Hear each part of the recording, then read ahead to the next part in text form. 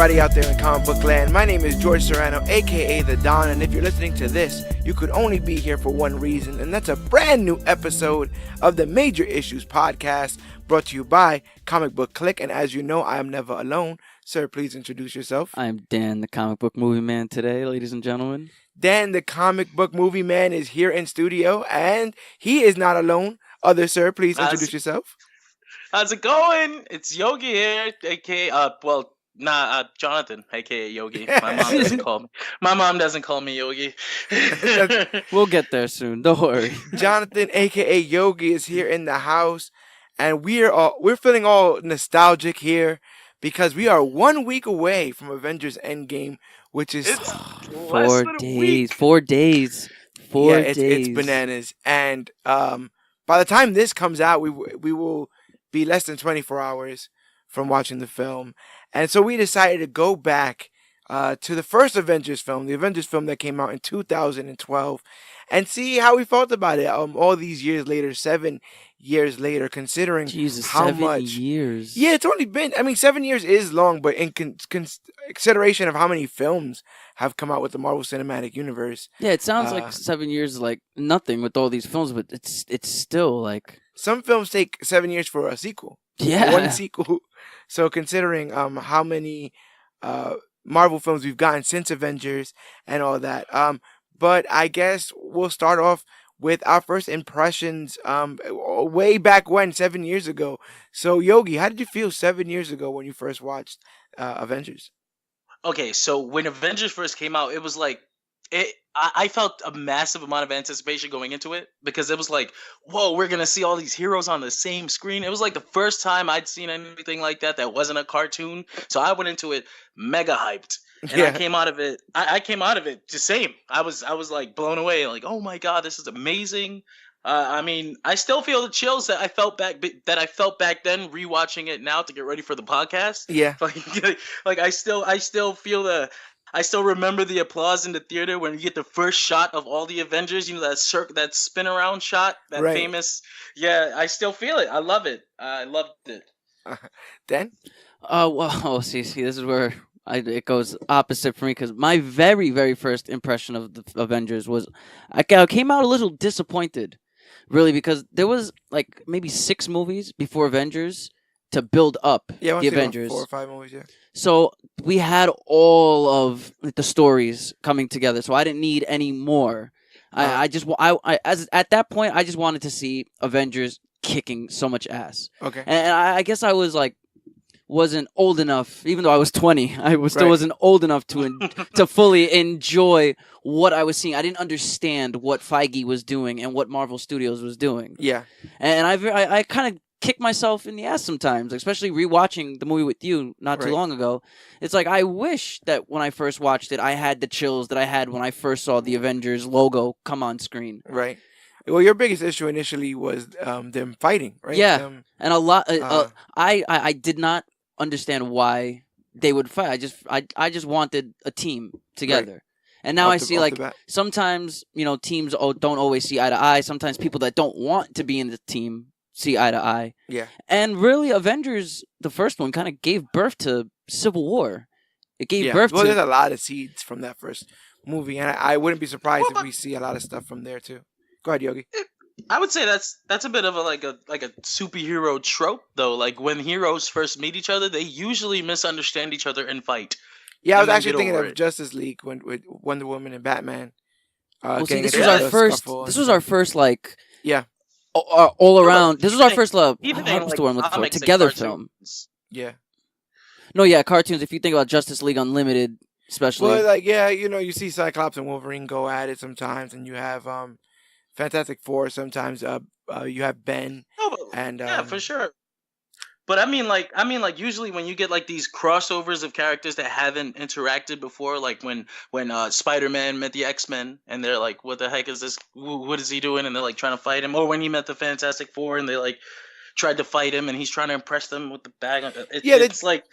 they did it in a super short way in Infinity War with like the Guardians and Spider-Man and stuff like that when they first Yeah, met. Yeah, exactly. see, Yeah. and I didn't understand that stuff like that is what came from Avengers. Like Right. that fight in the park is what gave birth to the Avengers versus Guardians for a few minutes. The misunderstanding, we don't know that we're all after the same guy. We just know as fans yeah, that everybody's and on the I same can't page. look in but like an omnipresent perspective. Like I have to understand these people don't know who they are. yeah, they don't know each other the way we know that they know Thanos. And that's what the beautiful part about this movie is that it's something from every movie that we've seen before Avengers come Yeah. together in some way. You have you have Thor's villain with Loki. You have Captain America's MacGuffin with the Tesseract. You have Stark's building being the centerpiece, and Hulk being part of Loki's plan to break up the Avengers. So everybody is part of the story in an important way. Yeah.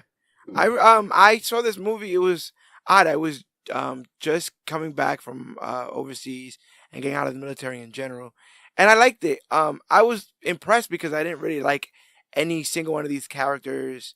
I would say over Spider-Man, over Batman, stuff like that. So I didn't really expect much. Oh, Mr. Captain America didn't really. No, I wasn't really a Cap fan. But to that be much of a Cap fair, fan like at to that be point. fair, to be fair to you, it's like not many people did. Like these were like B and C list characters before these movies came out. Like Yeah. they And were to put be together. cared about and like this, Yeah. crazy to how they're now respected and beloved more than our our A characters like Spider-Man, Superman, and Batman. Yeah, easily. And that's what they did. They did a lot. They did a good job informing people and getting it pretty accurate, getting it pretty right. With a lot of these characters, these what are now A-list elite characters. Formerly B-list characters. They took a gamble on them, and I did like what came out of it, and I was ready for a lot more of it. And this is when we start seeing like this shift in technology with these like 4K and higher definition and ultimate definition. So I remember like when the DVD for this dropped and 4K TVs first dropped, and they were showing all Avengers all the time, and it was just so beautiful. Yeah, you see the scratches on the costumes. Yeah, You see all the that. dirt rubble in the air. How the light reflects, and even the Hulk, like that was an achievement in itself because people weren't 100% sold on every Hulk, CGI iteration, and I think that the They were. Avengers one was pretty solid. That's a podcast for another day if we ever cover those two together. But this thing, Ugh. this juggernaut, directed by Joss Whedon, produced by Kevin Feige, with music by Adam Silvestri, on a budget of $220 million, made $1.519 billion. Sixth highest grossing movie of all time. Yes. Jesus. At the time of release, it broke opening weekend for any film at $207 million. Opening week for 207 million in on a weekend. Oh my Weekend. god. Opening week for any film, $270 million. May opening with $207 million. Opening for any superhero film, $207 million, and then highest grossing for a very long time until Black Panther showed up. And I think the Iron Man trilogy and the Avengers trilogy right now are the only two like comic book movies that are on like the top 10 highest grossing movies of all time. Yeah, but talking a little bit about that gamble that what we were talking about, Marvel's financial difficulties in the 90s is something that we speak about often because it's mostly the reason why characters like Spider-Man are out of their hands at the moment. And having to go through those financial difficulties, they go ahead and they license out their characters, and other people make their movies. So the Spider-Man movies still get made, the X-Men movies still get made, Blade, and then Marvel gets a little bit of a residual, profit from that. But the thing is, when Spider-Man 1 and 2, combined gross $3 billion, and Marvel only gets $62 million out of that deal. Oh my god. Or when Blade grosses $72 million and Marvel gets $25,000 What? out of that deal. Wait, what? Yeah. That's not even a percentage. It doesn't. How big was that number back then, though? Was that like an impressive number back then? Yeah, 72 million. Well, 25,000. My thing is these are characters I'm assuming that they did not have the money to do anything with. So I guess it's like selling your clothes in your closet. Like if somebody else is making money off of them, then I guess they're making money while you sleep. But this is not enough money for that. I don't think. No, $25,000 in '90s money is nothing. $25,000. That's oh my god, it's crazy. That's terrible. And so before the MCU, as we know it, even kicked off, Marvel decides that with Artisan, they're going to turn 15 properties into like movies, TV shows, and stuff. They're like, screw it, together we'll do it, and we'll split the profits. And this is a deal that Avi Arad actually kind of helped. That genius man come together, where Artisan was going to foot the bill on all the production, and Marvel was going to give them the licensing properties, with them going to those two sharing the profits and stuff. And so all these films were going to have like a low to moderate budget in comparison to like the ones that we know, like X-Men and Spider-Man and stuff. But they were set to include like Cap, Deadpool, Iron Fist, Morbius, Man-Thing, Long Shot, Power Pack, Ant-Man, and the Punisher. I'd actually. What do you guys think about those properties? I would actually like the some Power Pack. Would have been great for kids. I think. Hell yeah. I would love that. I wonder what Deadpool would have been like back then. Yeah, probably not what we have now. Which makes me wonder what Mobius would have been like back then. Like back when, like leather fetish and the dark brooding was Morbius? part of it. I don't even know. That's exactly what it would have been too. It would have been it probably would have been like a Blade. It's like I remember when, it's like Hellboy now, but Mobius. What year was this? Was this like before the vampire obsession? This is like in 2003. I mean, like 2002, 2003. Oh hell yeah, man! Or like the Twilight. You talking about like in the Twilight era? I think of the Electras and the Daredevils and the Ghost Riders. Some of these characters would have fit in perfectly. Besides like a Cap, I can see like Iron Fist and stuff. A lot of these characters seem kind of like they're digging at the bottom of the barrel. And I guess like Long Shot, you could do a movie with like a different kind of movie. Cap, and Punisher. Yeah, but how many people respected Captain America before at least Winter Soldier? But the thing is, I don't think an early Cap movie without the strength of the MCU and what came to follow with the Avengers and stuff, I don't think that would have worked at all. Like a 2005 Cap movie? It didn't. We already had that early Cap movie. Oh, yeah, with the 1990s. Yeah. Oh, yeah. But a 2005, like, Ryan Felipe starring... Oh, my God. Cap of course you pull that name out of the hat, because that's who they would cast for Captain America, is Ryan Felipe. I don't know if that would have worked. But another thing was that Iron Man was still at New Line. Because New Line kept saying they were going to make a movie with it, but it just wasn't working. It was like in development hell. That sucks because New Line Cinema would have taken over a good Iron Man movie. And that deal that Artisan made with Marvel didn't really like just disappear or whatever, because after Lionsgate bought Artisan, they used the Marvel deal to make Punisher Warzone and Man-Thing, which is a movie that we should probably cover on like which is worse or something like that. It's one of those. It had the most prominence on the Sci-Fi Channel. Well, when is the Man-Thing TV show coming out? Swamp Thing, the television show comes out. I mean, when's the Swamp Thing? Oh, boy. Yeah. Let's not even talk about what happened there. I was so excited for that, man. I still got fingers crossed that all that's going to work out. I'm hoping. I don't see it happening. I mean, once you hear about creative differences causing the end of production, and they're like, we're still going to put it out. Don't worry about it. We've heard that on the DC side of things before. Well, that's how you get stuff like Justice League. We're talking about a better superhero team, but yeah. So that Artisan deal, it kind of works, right? Like you could probably do something with like I said again, Iron Fist and Deadpool and stuff. But ultimately, what ended up happening was in 2003, talent agent David Maisel proposed that Marvel should make their own movies under their own banner, keeping the profits and expanding their stories into a connected kind of universe. So Merrill Lynch lent Marvel $525 million to make these movies under their own banner. And Marvel used that money to buy back some characters that they didn't fully have. And some of those characters were Iron Man, Black Widow, Thor, and the Hulk. Wow. So not having that, not choosing to go out on their own, like how they just went with the Artisan deal, they would have been just the kind of making... they would have never had an Avengers movie. That would have been never. How Or at least that would have been a weird team. How does the deal work in regards to the Hulk? Because I know that I think like Universal still has their hands on that. Yeah, Universal has the rights for the distribution of a solo Hulk film. Oh, okay. So as long as they have the rights to a solo Hulk film, Hulk can keep up. And is that why we get so many like sporadic small scenes of Hulk? Well, they're doing the best with what they can, but they can't make a full-out movie of him. Universal owns So those the rights. closest thing we'll get from an MCU It's like a property is Ragnarok. It's like a Yeah. Ragnarok. The kind of- close. Yep. Well, Mark Ruffalo has been interviewed, and he's gone on to say that after speaking to like the Russo brothers and stuff, that they've decided that although he can't get his own movie, they asked him what his kind of movie would be like, and they split that version of his movie in between Ragnarok, Infinity War, and Endgame. Oh. And so that arc. So Mark Ruffalo's to blame to why I don't like Hulk in Infinity War. Okay. Well, think about it. If you look at it You in that don't? scope, in Infinity War, There's no, I don't like There's how. no Hulk in there. No, There's I mean, no Hulk to Bruce like Ba- in that movie.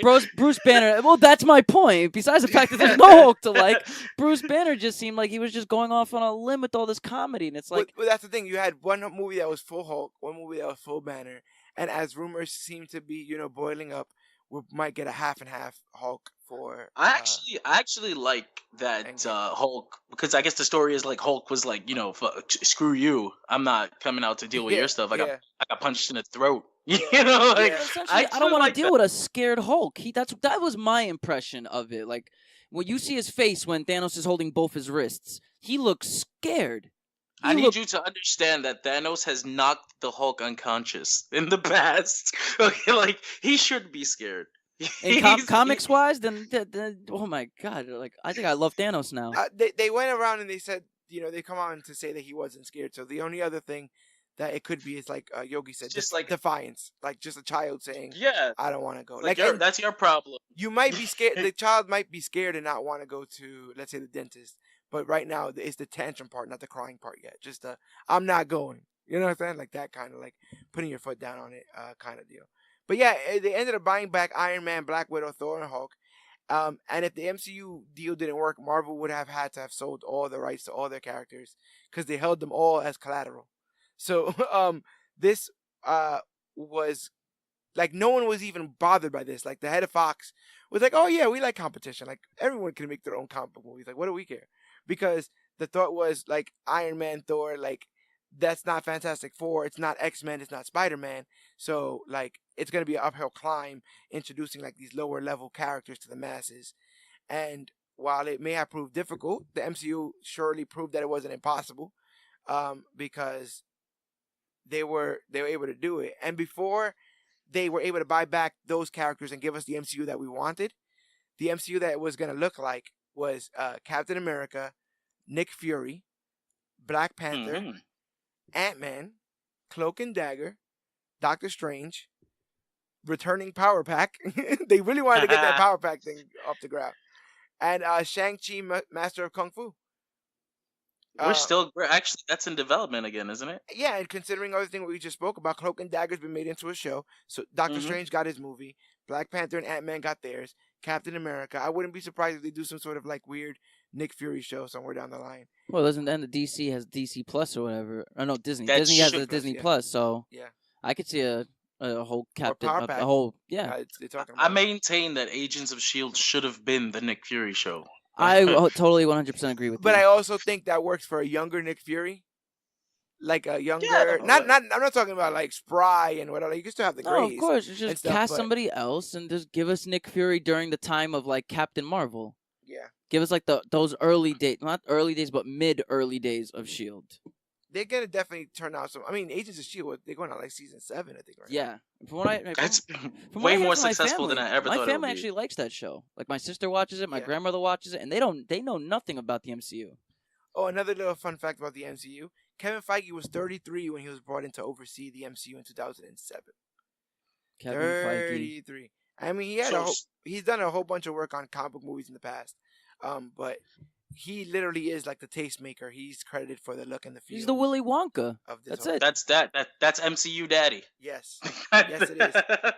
And I love how all these guys, all Feige these in the heads. Chocolate Factory. I love how all the heads of these companies all wear like the same baseball cap, like the same, like they all.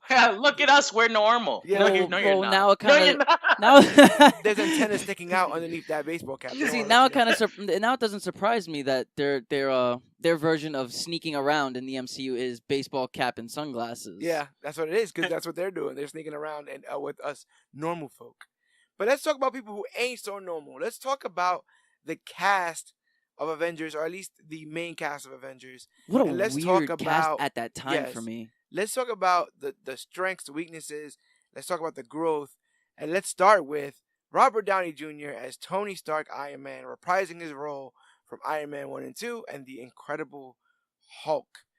So just a little bit of news up front. Downey was cast as part of his 4-picture deal with Marvel Studios, which included Iron Man 1 and 2 4 and pictures. the Avengers. Yeah, right? 4 pictures at the top. That's all we need, Mr. Downey. That's all It must we'll have ever seemed need. like a lot back then too. Like you were Probably, getting yeah, like like, those we didn't- crazy 9-picture deals they're signing people Who to knew nowadays. that they were gonna have 23 movies in 11 years? Well, and another thing is, usually when you see those longer contracts, they're for children, because you can have them for a decade. And they'll Where like Robert never Downey's really what, grow 50 up. years old now, I want to say. While we're talking about Robert Downey Jr., I should say like I thought so like I thought that Avengers was gonna be like the end of this story that they were telling in the beginning. So I could have sworn Robert Downey Jr. was gonna die in Avengers 1. Right. So Well, it made it look like it. They really made it look like it was. I definitely thought he was gonna die, which is funny because now I'm going into the freaking Endgame thinking he's gonna die again. So let's see. Like, you didn't think he was gonna die in Infinity War when he got stabbed in the belly? Yeah, no, that's what I'm saying. Like, there's been a few Avengers movies now where I'm like, this is it for him. I think now it's a running trope. It's an MCU trope. Tony Stark must look like he's gonna die in an Avengers movie, and then finally die in an Avengers movie. Yeah, this as it goes on, he was incredibly old for the role, in consideration of the idea that like we want to do this for 10 years. Like most people you cast young. You cast them young, and you kind of cast them unknown because you want to cast cheap, right? You don't want to cast somebody who starts off at $1 billion and then 10 years down the line you got to give them your house and your kids and your firstborn and all that kind of stuff. Yeah, they casted him in just these 4-picture deal, like you said. This was probably the idea that it might not work. I don't think that they were thinking way past Avengers in Phase 1. I think they were really kind of hedging their bets with this. Well, look at the critiques of Iron Man 2. Yeah. Iron Man 2 didn't really sell too well in the review section, so maybe they didn't think that they could have enough to continue this whole story.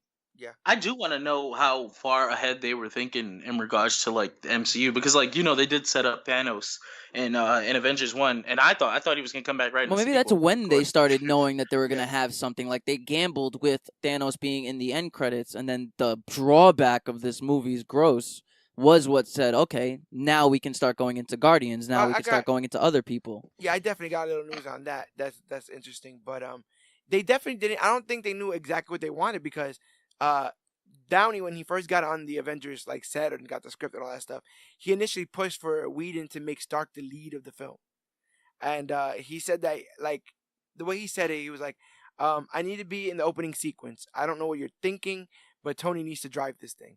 And so they tried it. Yeah, they tried it and it didn't work, and they like it more that it's basically everyone gets equal share, but initially he definitely felt like being the first movie out that Iron Man should get. Well, I think as fans, we kind of put the battery in his back on that one. Like, especially since it was a comeback role. Well, I feel like everybody would think that about themselves. Yes. I should be there. I should drive this. And Iron Man 1 was the and more look what happened to Terrence Howard, thinking he's like, I should be running this show. Oh my God! Damn, man. He better come back for Endgame. No way. He's done. He's gonna spend the rest of his life just regretting.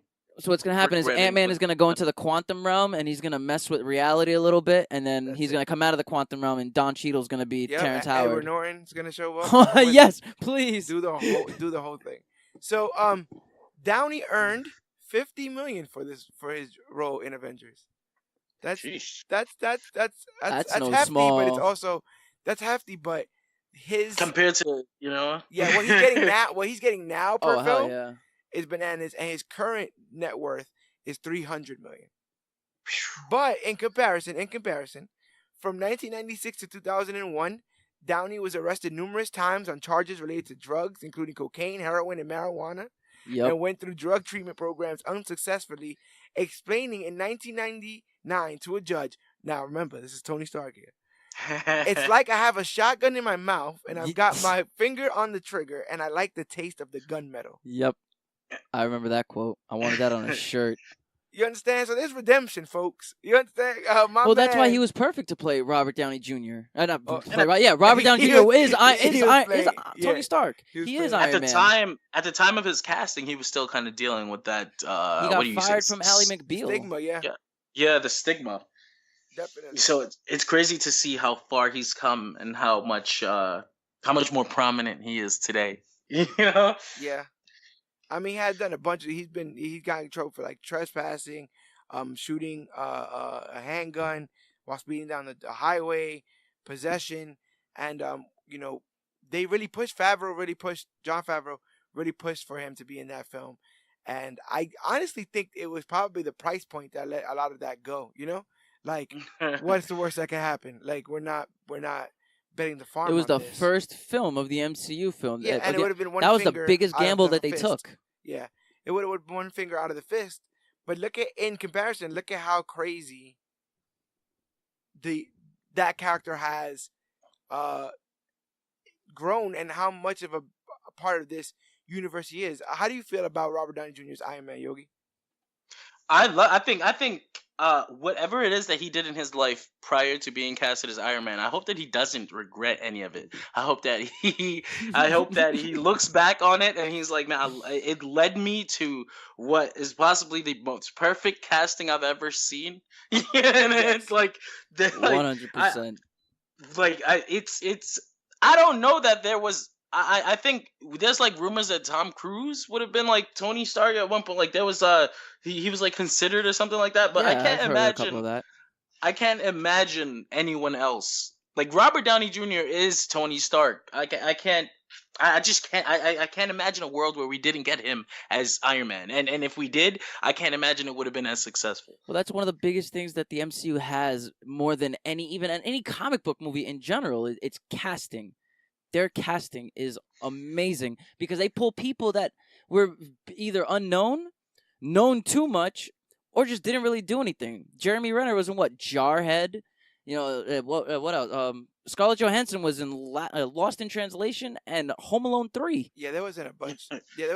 There. I think it's a testament whenever a actor is able to play a comic book character that when they're able to raise the profile of that character.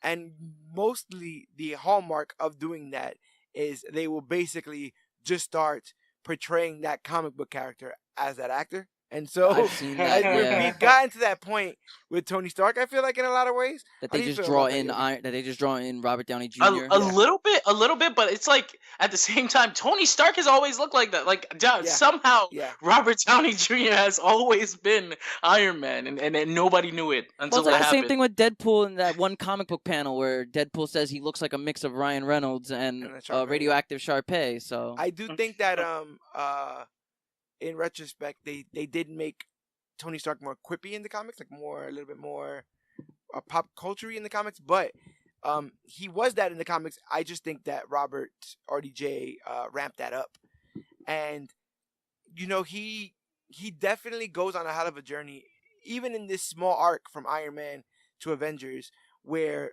I think that the biggest thing for him is that moment where Captain America says that he's not the guy that will jump on the grenade, basically, or jump on the tripwire, that he's not the one that would sacrifice himself. yeah, would you throw yourself play. down on a wire so the other man can crawl over you? I'll just cut the wire. Yeah, I think that some of that cut deep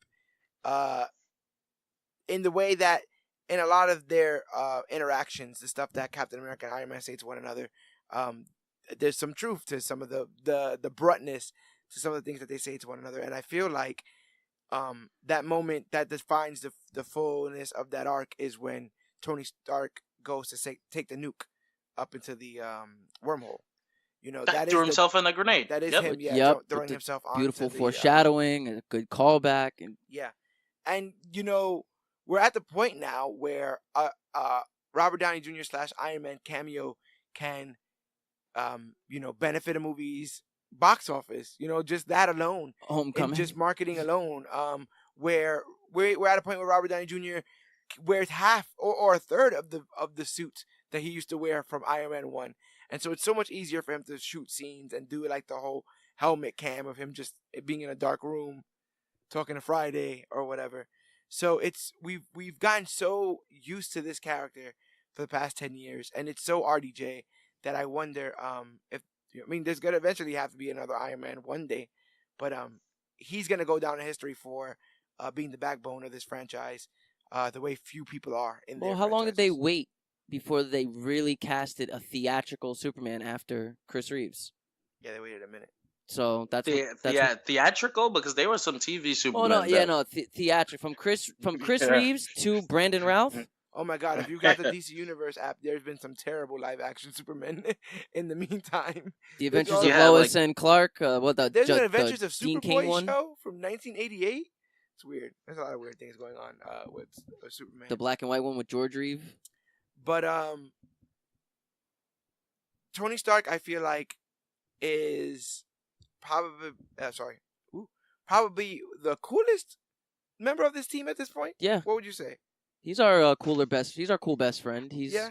He's somebody who's like we look up to like, well, not look up to because they're genuinely an asshole, but we're like we wish we could be as truthful and blunt as you, or as have the confidence as you. So He's also had the most time with Nick Fury and Natasha. He's had the most time with us, being in both Iron Man 1 and 2. Everyone only got one film. up until 2012, yeah. Yeah. This was the one that we had the most familiarity with. In a lot of ways, it was everybody walking into Iron Man's world, the world that he was already used to with S.H.I.E.L.D. and Stark Tower and the suits and all that kind of stuff. Where Cap is waking up from his time period. Hulk is coming from South America, and Thor is coming from Asgard, straight from Asgard. So Iron Man is kind of at home with his surroundings. I think that's pretty cool. Yeah, he is like the only person in that movie that kind of like, I would say, familiar with the day-to-day life of everybody, because Hulk's been in running forever. So even though he is human, he's still in running. He's still in seclusion. Yeah. What are your favorite Iron Man moments from this Avengers film? From this Avengers film? Yes. Had to have been him on the helicarrier. Just how he just like commands presence every time he's on screen. Like the Galaga scene, him talking to Banner. I like that. If you look at the screen that Banner's working on, yes, there's two little colors on the side that look like vitals. Yeah. One is blue and one is green. I don't know if it's intentional, but to me, I feel like the blue is the blue for Tony's Tesseract. The green is the gamma for Hulk. So I kind of like that when those two are just on. Yeah, because they're just two together on screen. There's nobody else there, and you just see like these blue vitals and red and green vitals on the side. Yeah. And like they're definitely coloring mirrored each other. So yeah. I do like that. But him on the helicarrier, just like not caring about anything, stealing secrets from S.H.I.E.L.D. Pretty dope. I think my favorite Tony Stark moment, and it's a lot of good ones, but mine is when they throw him out of the window, or he jumps out of the window, and that suit codes to him for the first time. Like, he should have been dead there, but yeah, you had that new cool DNA. The Loki suit. But right Loki throws him right out of the window. Yeah. That was mine actually. Loki in the tower where he's like casually having that conversation with Loki about how we're the Avengers. That's the name. That's our name that we chose. That clip was like on IMDb, and like that was like the only clip you can find of that movie on IMDb at the time before the movie came out. So I just used to rewatch that clip. I also think it's pretty interesting that that serves as the first time, but not the last time, that Stark defiantly stands up, right, and just kind of course, lays out, hey, we're here to stop you. And it's always gods. He has like this cocky arrogance towards gods. He doesn't. Well, I think he is in the opposition of anything that challenges his beliefs, right? So like, if he believes that the most potential in man is what he can build, then he finds out that there's people in space, he wants to challenge that. Or he finds out that there's gods, he wants to challenge that. Like, who are you? Are you as powerful as you say you are? Are you, you come down here commanding all this attention and we should all be your slaves? What is it? We all have like the subservient nature to us that we should be used to by now, or something like that. And I think that like Robert Downey Jr. in a lot of ways, Tony Stark's morality has been kind of in question a lot of times. and so the character is always kind of trying to prove himself. Well, Even he though works he in has, absolutes. He's very irrational, but at the end of the day, he just wants to put an Iron Man suit around Earth. Yeah. Well, you also want to, as a man of science, he wants to prove things. He wants to prove theories and prove Everything himself. can be explained. Yeah. and all that kind of stuff. So you definitely see that trajectory going there. But yeah, I don't think this franchise or this movie would have been the same without Robert Downey Jr. No, Absolutely This not. honestly, it's not just Robert Downey Jr. It is half credit to Chris Evans. Yeah. Chris Evans coming from being a rom-com playboy in movies like Not Another Teen Movie, or trying out action films, as it were, with Cellular. It's basically a nobody. He was what Mr. Fantastic, not Mr. Fantastic, Human Johnny Torch. Storm, and He was going Johnny. into Avengers, that's where everybody knew him. So it's like, I mean, well, even going into Cap 1, it's like they cast Johnny Storm as Captain America. How's this gonna work? This blonde Blew it hair out of the playboy, water. yeah. Yeah, he was known for Not Another Teen Movie, Fantastic Four, Scott Pilgrim. He was in The Losers. So he's done his stuff, but like, let's say in comparison, for that same film, Chris Evans earned $2 to $3 million. Yeah, but I can understand that. Avengers. It's not like I totally get it. Like, even though Robert Downey Jr. had been through his troubles, he was still like the bigger more name, marquee superstar. Yeah, and by that point, he had already brushed all the dirt off his name by those first two Iron Man films. And I think Chris Evans would have just been like grateful enough just to have been a part of a film like that, because they really break your image of Chris Evans. If you had this one singular image of Chris Evans after seeing at least the first Avenger, it's like, wow, this guy is Captain America. He threw himself into a dud grenade, and then to see him in now Avengers, being like a leader to the cops that scene in the fight for New York. Yeah. Oh, great! I love that. It's like, why should we listen to you? Just starts beating the crap out of Chitaris. Yeah. All right, guys, I'm gonna need a roadblock down on 75th, and that's great. Yeah, it is. It's so sad because rewatching Avengers, it's like, where did Joss Whedon go wrong? Why didn't we? I don't know that he went wrong. If you're talking about like Age of Ultron, certain parts of Age of Ultron that I know is Joss Whedon's creative ideas, it's just like, you're either giving us the same thing from the first Avengers, or it's not flowing with the rest of what Marvel Studios wants this series to look like. Well, so that's what it was right there. It's that they wanted one thing and he wanted another, but they had to compromise. Yeah, Favreau basically left after Iron Man 2 because Iron Man 2 was such a headache with MCU. I could imagine how much of a headache that was. Yeah, Marvel Studios kept trying to push in mandates for like SHIELD stuff and stuff to set up the Avengers, so he ends up not doing 3. You heard about the Edgar Wright Ant-Man stuff. So, in a way, okay, so the success of the MCU may fall right on Kevin Feige, right? But I understand why the directors feel like it's such a hassle. Like, I don't want anything to do with it. But then again, I understand why Feige's like, it's gonna be my way, or you can get out of here. Like, I can call somebody. Yeah, but this is the thing. Do what I want. This is the thing. Like, he's not just calling in yes men directors. He's calling in directors that are known for their particular style. So it's like, these guys are going to come in and direct the film. They're going to stick to the formula. Of course, there's a formula, you have to stick to it. But they're going to throw their style into it. So that scene in Ant-Man with Michael Pena doing telling the story, that's so Edgar Wright. And if they just would have given us that for the whole film, but no, it's like, I get it. The directors are like, no, this is too much of a formula now. Now I want to be able to do A, B, and C. No, you have to do X, Y, Z. I feel like some people color in the lines better than others, though. Look at Ryan Coogler.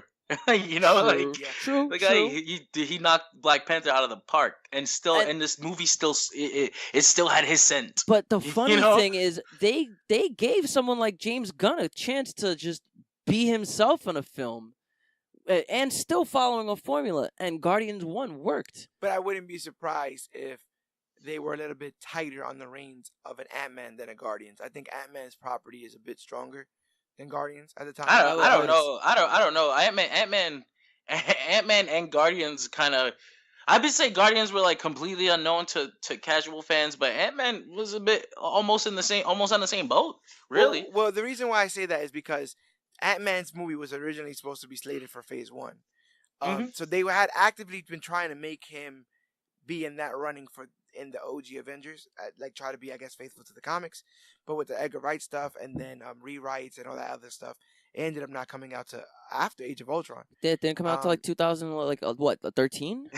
Yeah, I say I was so convinced, like, okay, Ant-Man's coming right after Age of Ultron, and it must be Hank Pym. It's gonna be an Age of Ultron, and then it'll shoot to his movie. And when it had nothing to do with Hank Pym or Ant-Man at all, I was a little. No, I'm with you on that one. I was so disappointed. I was like, what the fuck? It seemed like the whole setup was there. Yeah, I get that. Yeah.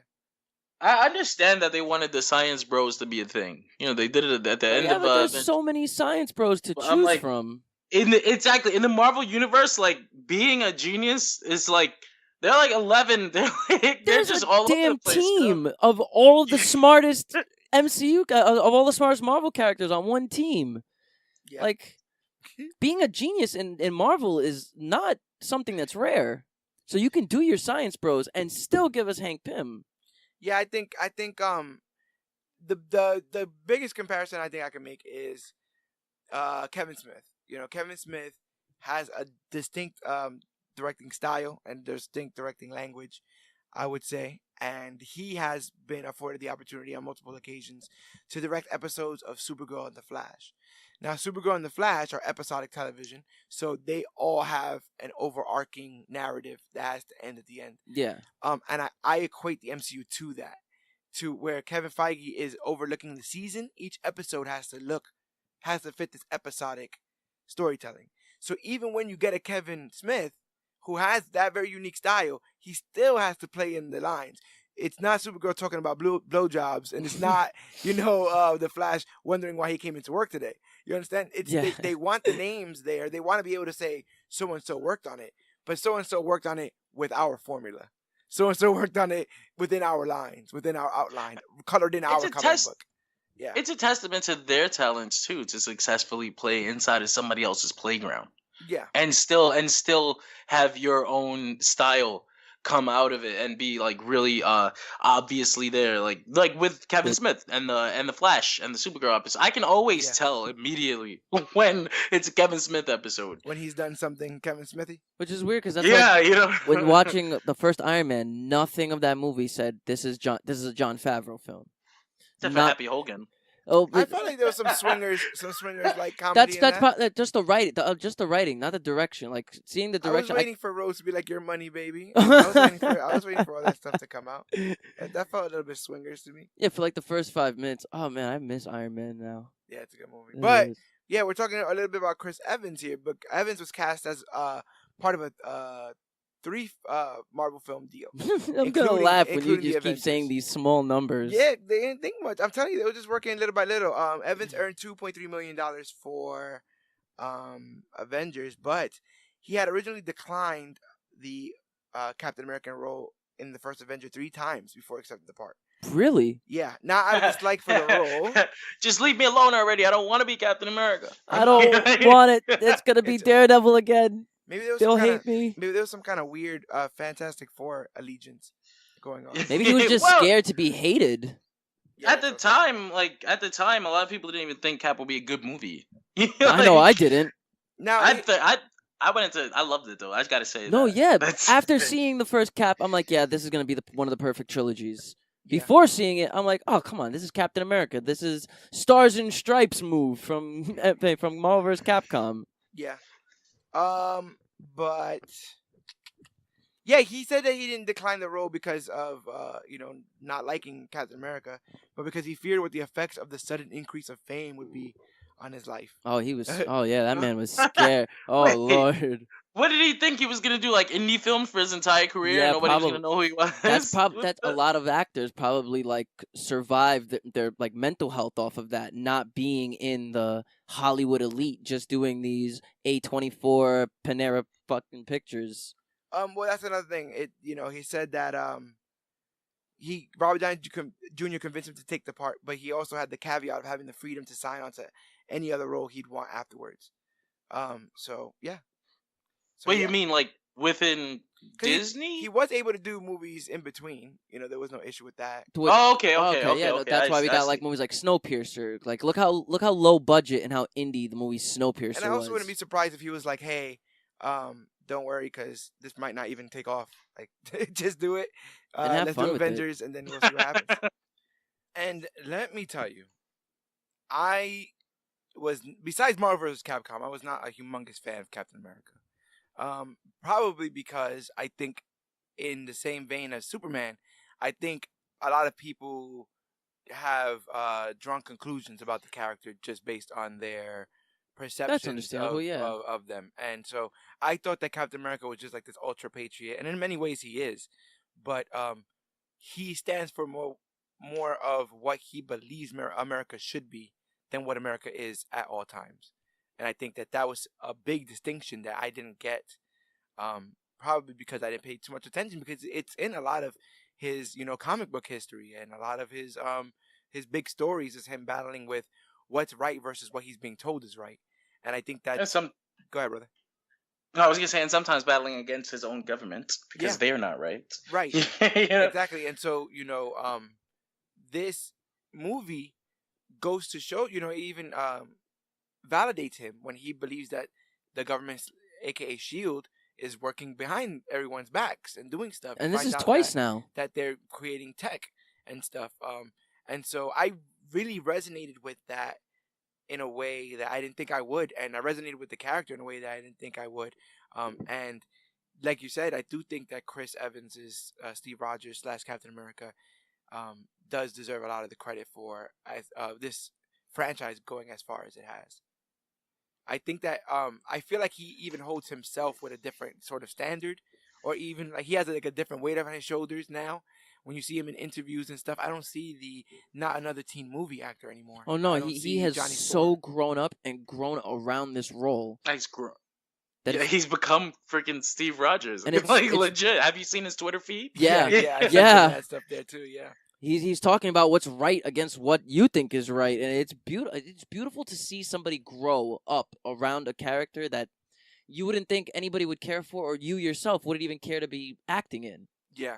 Like if I was an actor and someone told me that they wanted me to play Captain America, I'd be like, oh, I mean, all right, but what is it gonna do for me? Yeah. This did something for him in a huge way, monumental, and seeing him like bring on this leadership role in Avengers was awesome, especially the way he met Bruce Banner. When Bruce was like, is that the only word you hear about me? And he's like, it's the only word I care about. That's some of Captain America stuff. I like that they had Coulson be a fan of his from the jump. Yeah, that too was pretty cool. There was a deleted scene, I think, that he was saying in this film where he was originally gonna save like a World War II veteran in the Battle of New York, and the guy was gonna be like, Cap, is that you? Like, recognize him and stuff. And that actually would have been pretty freaking cool. Yeah, that would have been pretty cool. And then they were gonna ask Cap, like, did you know that guy? Oh no, sorry, they're gonna ask the old man, did you know that guy? And the old man was gonna be like, everybody knows that guy. That would have been actually like that would have been serviceable to his character. Yeah. I don't think we didn't get Cap like the Russos do. No. I don't think there's anything wrong to like. No, I'm not saying that in a negative way. I'm no. not saying that in a negative way. I'm not saying that. No, I get what you mean by like down over the other. I just, in rewatching this film, even in the action scenes, like there was a noticeable difference in what he was given to do and stuff. But they do definitely. I will say that.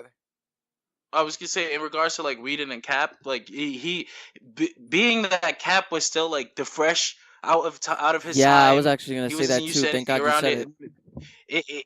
It kind of like it worked for that movie because of where the character was at the moment. Yeah, I gotta agree. I'm so glad he said it because that's what I was gonna say too. That you see that this is the Cap that's still like in Shield's close quarters. He like when you meet him, he's beating up punching bags. Yeah. And then when you see him after the Avengers in the Russos' Winter Soldier, you see that he's actually more trained. He has different, more modern day fighting styles than just close up bare knuckle brawling or some of the jumps because he has the soldier serum. Yeah, so I guess he did look out of order because he is out of order. Which I guess but the Russos did handle that espionage. Oh my God! Listen. Ugh, yeah, I just think that I think that overall, he's become somebody that the other characters have grown to respect. Captain America. I think that he's gotten to the point where even people who probably weren't the biggest fans of him before are starting to respect him and like him more. I do think that the character's profile has definitely risen. And again, that's to me that's the telltale sign of. It's getting crazy because they're like the Batman and Superman of this newer generation. Like their to their the point level that of Batman, love they went head to head with Batman and Superman at the box that office same and year. still That and same, beat them. in a 30 day time spree, something like that. Yeah, About 2 months. Civil War was May about 6th. 2 months, maybe. Civil War Yeah. was May 6th, and Batman vs Superman was like March 20th something or something like that. It was about 2 months. What's your favorite? March 26th.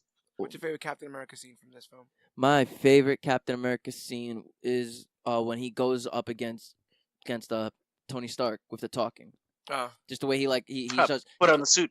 Yeah, put on the suit. What I liked about it is like he showed a little bit of the confidence from beating Hydra and gaining the Soldier Serum, but he also was still out of his element with someone who's a quippy, arrogant prick like Stark. Yeah. So you see him like put on the suit or a man of suit, take that off. What are you and all that? Yeah. And he was still being one-upped by Stark. I like that interaction because it kind of like shows their chemistry that builds for Civil War. Yeah. Like I my new appreciation for this movie is everything about this movie gave me Civil War. So by that alone, I have to respect that this movie even exists. I think in retrospect, after watching it now, with hindsight being 2020, my favorite Cap scenes are all the scenes of him introducing himself for the first time, like where he's just in the jacket and the tucked in shirt and stuff. Yeah. Because he is very much. He's not like I am Captain America, like I am Captain America, whatever. Like he very much is out of his own element, and he wants to. You can tell that he doesn't want to step on anybody's toes. He's not outwardly disrespectful or anything towards anybody, but he also still wants to be respected, even though he's on the outside. He's still a member of the team, and whenever he go ahead, brother.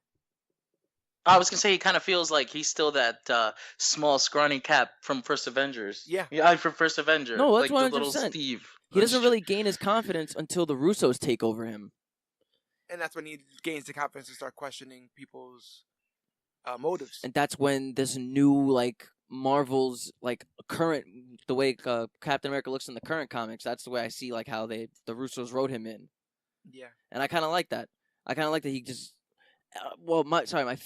I like the scene where him and Stark are talking to each other on that helicarrier when he's trying to fix the propeller, and he asks Cap, "It's like, what do you see?" And he just looks at this entire motherboard, and he's just like, "It looks like it runs on some." Yeah, like it's so funny because he's trying, but he has no idea what the hell he's talking about. That's Cap, baby. I think my favorite Cap scene. It might be more than It's everything that happened when the Battle of New York was actually going on, because then he really started taking charge. Yes. Of everything. Yeah. Like I loved seeing that. I love seeing Cap be the leader. And while we're talking about Cap being the leader, I need to know what's the issue with Avengers Assemble. Like, why have we not heard him say this? What is Whedon's problem with that phrase? Like, I guess they're waiting. It's the ultra build-up. That'll be the last thing that gets said in Endgame. Then they're still gonna cut to black. I don't think, because that was like a piece. Okay, so like I don't even understand what's so funny about like not giving like is that cute? Like what's so cute about that? Like what's so funny? Like what's so funny about him being like Avengers and then cutting it off? Like what's the joke? Like I don't get it. I get it. And I guess the joke is supposed to be that you know what he's gonna say. So why say it? So then what's the point of saying it? I think that's what it is. I think it's like. You know what it is, and if that you was don't like the ending of Fan Four Stick. That always reminds me of the ending of Fan Four Stick. It's like, hey, say that again. Fantastic, huh? Fade to black shows logo. Come on. So stupid, but like I don't know. I'm still. I don't even think that we're going to get it in Endgame. I don't see a place where I don't see. Well, I mean, the way that trailer looked with the Quantum Realm suits, we might get an Avengers Assemble. I need it. At this point, after all these years, I need it because if Cap dies, without saying it, I'm gonna be very angry, like legit. I think it's kind of poetic that you mentioned, his ability to take charge in the Battle of New York, but I guess that speaks to his ability to understand what a war is, right? Like, Yeah. as soon as he's actually put into a war zone, he knows what to do. Prior to that, he was like delegating in between Stark and Fury and everybody else. And after a while, like you said, by the time that they all get in that circle pose thing, he is the one calling the shots. He's the one telling everybody where to go, and he's the one in the telling middle. what to do. Yeah, which is big, because even though Tony Stark and Iron Man was more popular and profitable of a character, they still allowed Cap to grow in this franchise to somebody that is as respected, I want to say. And that's big because you don't have to, right? You can always just be like, it's what DC did, right? Batman and Superman work, nothing else works. Well, this could work if you try. No, nothing else works. Nothing else works. These are the only ones that work. You understand? Like they didn't have to give a chance to Cap. They could be like, Cap 1 was good, Cap 2 just low budget. Let's just do something, Let's just make it whatever we got to make it to get to Age of Ultron or whatever. But they stuck to their guns and they really, really outdid themselves when it came to the characterization of Captain America. In my eyes. He ended up being my favorite MCU character. I think he's almost everybody's favorite MCU character at the end of the day because it's like him and Stark. Yeah, I'm almost worried about what happened because he's at this point he's almost like mega important to the MCU as a whole. I'm almost worried about what happens when he's gone. Yeah, like, who is it's that? It's not going to be what they did with Robert Downey Jr., where at least he got a cameo in Homecoming to mentor Peter Parker. There is nobody for him to mentor. Like I don't know if you could do Bucky, Falcon. I guess if whatever they're getting their own TV TV show, is he gonna show like? Are we gonna get like Nick Fury cameos where he just shows up just to show fan service? Shield afterwards, so that show might be about that. I don't know what took place between blah blah, but I hope it's that after Endgame. I hope that shows all that after Endgame. They're gonna be taking a break from this story set of people. Yeah. That's why you hear about like the Eternals, and then you also got like the Wakandan movie happening, the Spider-Man movie happening. But like as far as the main, the characters OG, this one, the OG Avengers. Yeah, but then we get a Black Widow film. Yeah, so it's like they can't. Oh help yeah, well them. she can't die, right? I'm so well, upset. no, her movie's a prequel, so she can die. She could still die. Huh? Prequel. So they're gonna give her a movie, but they give Hawkeye a TV show where he trains his daughter. That's messed up. I don't. No one likes Hawkeye. I feel like Hawkeye might work better as of like okay, like I'm gonna recommend this to everyone. Like more episodic. I'll recommend this to all the listeners right now. Like, go read Matt Fraction's Hawkeye, and that's what you want a Hawkeye TV show to be. Like you need to that's what a Hawkeye TV show needs to be. Let's just hope a lot of the people don't think it's the next Arrow and just completely stay away from it because like, oh, I have Arrow. No, I don't think. I think when it comes to like first of all, these Disney Plus shows are all getting movie-sized budgets. So it's like I mean, but to be honest with him making that comparison, I wouldn't be surprised if the reason why it is greenlit is because Arrow's leaving. Maybe. Maybe people still need that character type. Yeah. I mean, I'm not saying that's 100% the reason. They're like, no, but it would make sense. This is why we're doing it. But I can see them being like, oh, and also. And by the way, since Warner's is getting rid of him, I'm gonna need. Yeah, I'm gonna need him to be in Black Widow too. Like they've made them the pair. Like they're friends. They're not a couple, but they're like the pair. They're the friends. Yeah. They have the history, and if we go, we're not gonna get to see that. Like and that's you see it in Earth's Mightiest Heroes. Like especially in the first season of Earth's Mightiest Heroes, they were a really good like pair of friends. Like he was trying to like get her to come back from the Hydra side, like. I like Bucky and Widow together. She kind of set him up, and he was like trying to. Take her that's what spies do, right? Yeah, spies got to spy. Which, if this is a good segue forward to bring up Scarlett Johansson, she was an amazing spy in this movie. She really did more of her espionage than she did in Iron Man 2. Like you see her their interrogation scene, both interrogation scenes. But the one I liked the most Loki, was right? I love the one with Loki. Yeah. The interrogation scene with Loki was really good, and being a girl that came up from nothing, really. I mean, Scarlett definitely wanted this role because she dyed her hair red even before she even got the role of Black Widow. She had like this strawberry blonde. To be fair, like a lot of girls were dyeing their hair red. Emma Stone did it too. I don't understand why it was a fad, but it was. She actually replaced Emily Blunt, who was gonna who's in talks to Wow. play. Really? Yeah, I did not That's know that. crazy because my knowledge of Emily Blunt, I would love to see Emily Blunt in an MCU film. I don't know about that role though. No, I could see her like a Maria Hill, a Maria Hill Perhaps. type, because I do have learned to love. We've got Kobe Smothers. I've though. learned to love Colby Smothers, so. Yeah, she ended up going on to play Black Widow in all 4 Avengers films and in Captain America: Winter Soldier, which is then gonna get me back to my segue of I prefer Black Widow under the Russos as opposed to 100%. Whedon again. I feel like you saw more of her who she was in Winter Soldier and Civil War. Well, it was Then more you about had her Age of training. Ultron and, I feel like Whedon focuses a lot on how sexy she is. And There's sassy. a lot of that was a part of butt the behind the shots. scenes stuff. I heard that there was a lot of that.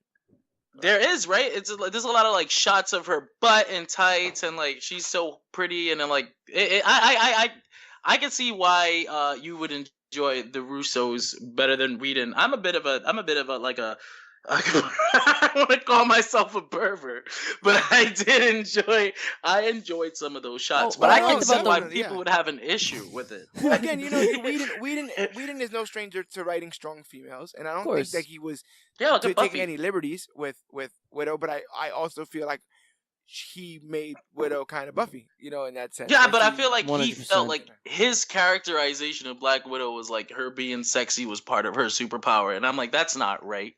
But I mean, I guess that is part of the like Russian femme fatale.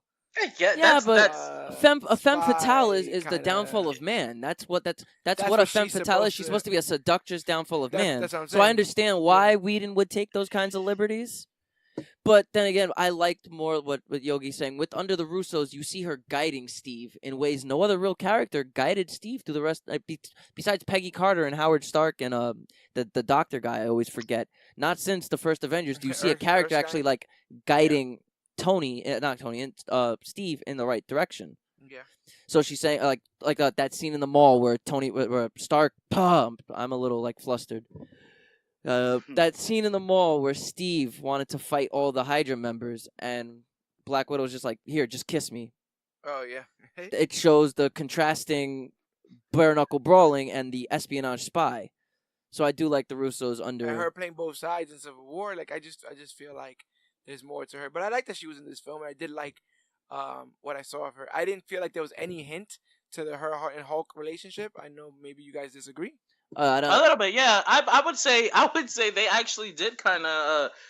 Well, they did pair them up a lot. Okay, yeah, there was no like real mini, like flirtatious banter. There was no like straight up flirtation. Like Black Widow is flirty with everyone, so it's hard to tell. Yeah. But then eventually it does become a thing. So now when you look back in hindsight, it's like, okay, well then I guess they were flirting. Yeah. So like. Yeah, so I saw a little bit of it, I'd say, and I guess that Whedon really wanted that to be a thing. I'm not exactly sure why. I dig it. Well, how do you guys like ScarJo as Black Widow? Oh, I loved her. I've loved her since Iron Man 2. I definitely do. I mean, I think they did throw away they almost completely threw away the whole Russian thing, though. But like, yeah, she says to Loki, right? Like, I'm Russian, or I was. Yeah. Well, that's the thing about her the identity crisis. Because remember, she has a lot of red in her ledger. Yeah. So she does have this identity crisis type thing like, going on. Okay. She got all meta, like I was, I was like, I used to be they're writing me now. Aside from that very small comic book nerd nitpick, I love Scarlett Johansson's Black Widow. She's got the look. She's got the essence of a Black Widow, of a spy, of a femme fatale. I think this was the reddest her hair was in the entire MCU. Though. Nah, man, when she was in Iron Man 2, those curls, they was some dark red, man. Iron Man 2, stupid. Yeah, but I don't know. Like there was like a blood red in her Avengers hair. Like when she was like turning away from walking away from Loki, you see like this like red in your shorts right now. Now we're gonna get like this kind of blonde red. Well, first we get the blonde, and then I guess time passes for whatever reason, and the dye just kind of grows out of her hair. It's red again. Let's see if she can get girls to start doing that, though. Well, I mean, she is on the lam. Is that by gonna be the end of Civil War. Is that gonna be the next look? Maybe letting your hair grow through your other hair. as you're on the run for Thanos, the end game. The end game, girl. Whatever it takes. Whatever it Girl, takes. she's rocking the end game. Put your ponytail on your shoulder, girl. Dip that joint and die. That's it. Like, You're doing the no. end, My we're in the end God. game now. Whatever it takes. Let's speak about the big green monster in the room, though, because Mark Ruffalo plays Bruce Banner / the Hulk in this film, replacing Edward Norton from The Incredible Hulk. Terrible move for me. And so I mean, when I hear about backstage stuff with Edward Norton, I'm not gonna disagree with what they did. Yeah. But I went into Avengers worried because I'm like, the last two Hulk films were not like, like they And were. that's why we got no Hulk film, and that's why we just get him as like a side character. Yeah. But it's just like, okay, I understand that Norton was like, listen, I have a script. You guys should follow my script. I want a better Hulk movie than this crap. Calm down, guy. This is only the second film in the MCU. They don't even know if they're making it to Captain America. So, like, you're putting your cart before your horse. I do wish that I knew what Edward Norton's ideas were because me too. Because like he wasn't wrong. Yeah, there could have been better scripts out there. Well, he was very vocal about, especially at the Rob Lowe roast. He was very vocal where he's like, I got kicked off the MCU set because I wanted a better movie, and it's like you're not telling us what you wanted. But let me play devil's advocate in saying that if he is as abrasive as rumors have suggested, a better Hulk movie might have just been anything that he wanted that they didn't. Like, let's say and I want a scene where I'm driving in a Ferrari and I'm I'll have making to out agree with with a you on blonde, that. Anything and that they he didn't want would it, have and thought that's would have been better. a better Hulk movie. Another thing about the Hulk that I think is incredibly problematic is that, two things really. One, a Hulk movie is a movie where the entire movie the protagonist is doing the one thing you don't want him to do, which is stay calm and not be the Hulk. That's it. That's my problem with audiences because Bruce Banner is a very duality of man type character. He battles these identity crises. But that's what I'm saying. In a Hulk movie, all the posters will be of the Hulk, and you will be waiting for the Hulk majority of the time because in the movie, Bruce is going to be trying his hardest to not be the Hulk. Yeah, and that builds anticipation. So when he's finally the Hulk, the fans should go crazy, but they don't. But it's also I don't know that they wanted that though. No. But what I'm saying is, I don't know that. Yeah, that's what I'm saying. I don't think that ends up being a hero in the same light as a Captain America or an Iron Man. Like the guy who can't. But it was still like an hour before any of these characters were who they were. Yeah, but he had to have known that this was folding into the universe because you got the Tony Stark cameo at the end. So you're gonna play ball. You were gonna be on the same team as all this. What happens when we get to Avengers and Edward Norton's like, and he was his issue supposedly was that. It seemed as though Banner was having issues being the Hulk again. So Edward Norton mainly didn't like the fact that Bruce Banner was struggling with his issues of the Hulk. Because at the end of The Incredible Hulk, it seemed as though Banner had actually accepted that he was the Hulk. But that's what made and it work the Avengers movie wouldn't really be developing Banner's character much. But that also sounds like something that you would say after you're kicked off of a really good and really profitable movie. It's like, oh yeah, they were doing a thing in there that I didn't like, and that's why I didn't want to do it. But it is known that Edward Norton is very hard to work with on any movie set. So I've heard that. I've heard but that a lot. it's just so sad because once again, I'm gonna when it comes down to this first Avengers film, I'm gonna pull a lot from Earth's Mightiest Heroes because this was what I wanted the Avengers to look like in my eyes. I don't. I love Earth's Mightiest Heroes. Especially season 1 before it was touched on by the MCU when it came out in like 2009, 10, and they had Black Panther in the third episode, and they had Natasha as a bad guy. You didn't meet Cap till the near end. That stuff was great. The first, so there was like Earth's Mightiest Heroes was like 52 episodes of perfection. It was just straight it was just like a perfect little summarization of the Marvel universe, not the Marvel Cinematic Universe. That's what they gave you. Yeah, with the Marvel universe. Yeah, it's like the actual Marvel. You got X-Men cameos. You got Fantastic Four. You got all Zemo, this crazy stuff. You had all of these different bad guys. it actually felt like Marvel. But what you were saying, what to go back to what you were saying, like that first season, that first of it was just the Avengers, how they got together, the versus the Masters of Evil and everything. That's like that was I want to say like almost it was a perfect characterization of the Avengers, like period. And Just that's why when Mark Ruffalo was casted for Hulk, I was initially like not liking it because my idea was, wow, I'm seeing Earth's Mightiest Heroes have this character that looks just like Edward Norton, from size to stature, everything about him. Just was like, this is the Incredible Hulk movie type Bruce Banner. But I didn't mind the look as much as I was just worried because I was I like, think man, I don't know if they know I thought he how was to do too Hulk. chunky. I thought Mark Ruffalo was too chunky. And It's funny. I actually think that Avengers is his smallest role, like skinniest role. You think? You think? Looking back, he looks incredibly thin in this movie in comparison to the others. But I do think I've always pictured a more like, Adrian Brody kind of. Yeah, like look type. at me right now. I'm like on 120 pounds of pure like bones. I feel like Let me play Hulk. I feel like in a fight, Banner could still take Tony Stark. Like this Banner could still take Tony. I know Stark. I know that it might sound like a petty thing to maybe people who are listening. Like, what do you mean? Just because he's chunky? No, but like part of the character is that this very scrawny, skinny Banner scientist dude become huge, humongous monster. Like, so I get what you're saying. Yeah. Like at least stick to that. Like I don't mind Mark Ruffalo as an actor. It's just at least make him lose the weight.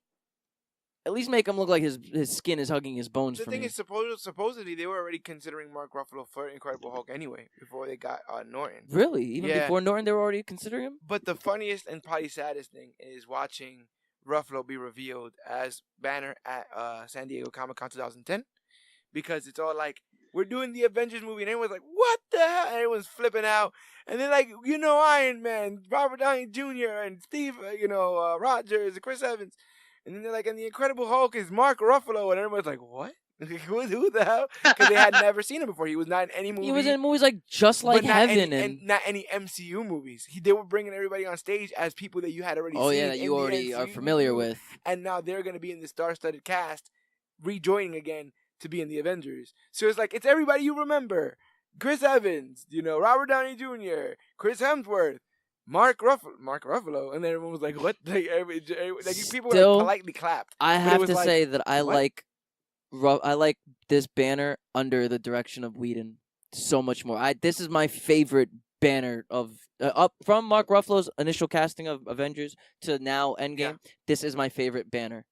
This will always be my favorite Banner. This Avengers one. Yes, because he didn't want to be there. He wanted nothing to do with anybody. He was calling everybody out on their bull crap, saying, "Listen, we're not a team. We're just a time bomb waiting to happen." Cue trailer shot. Like I liked how he was very weary of everybody. Like I don't know if this is a good idea. Yeah, and then he comes in, and then at the end when he comes in, he says he's always angry. Turns to the Hulk out of nowhere and punches a giant T'Chari. Yeah, this was the best Banner that I've ever seen. I like him. So great. How you feeling about Mark Ruffalo as Bruce Banner after the fact, 7 years later? Yogi? I think it turned out okay, but honestly, I feel like I've never this might have to do with the lack of a Hulk, good Hulk solo film, but I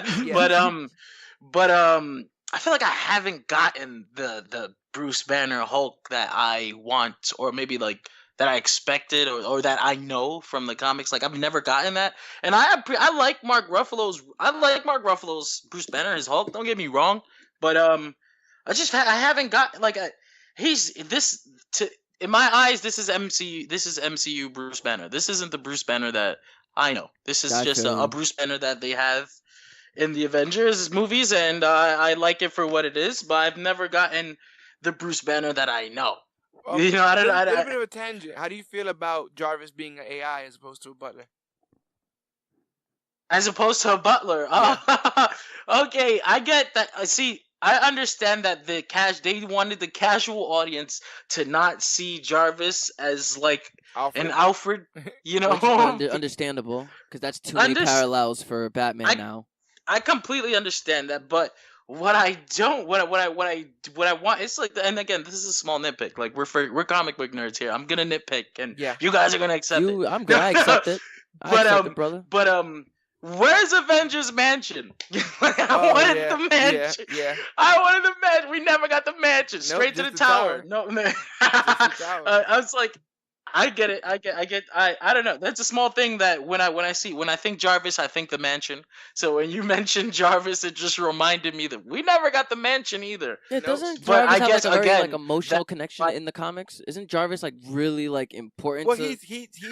he's mad down with the Avengers. Like he's super like He's like how Coulson was with the fandom. At one point, he's babysitting Jessica Jones's baby. Like he's like like he's That's- Yes. he's that down.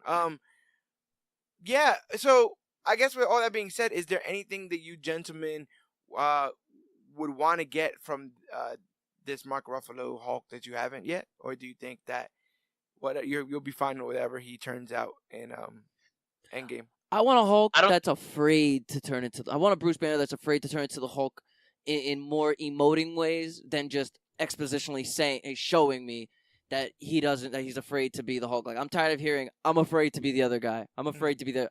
I want to see his hand turn green, and then he grab his hand and he's closes his eyes like if he's calming himself down. Oh, he's wanting to constantly be under the threat of changing. Yeah, and I want him to only change until he needs it.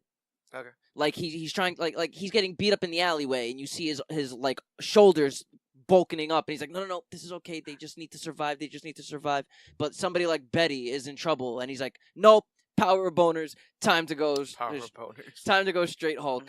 Like that's the kind of stuff I like. I like him to. I would like to see a Hulk I would like to see a Bruce Banner who's selflessly trying not to be Hulk. Yeah.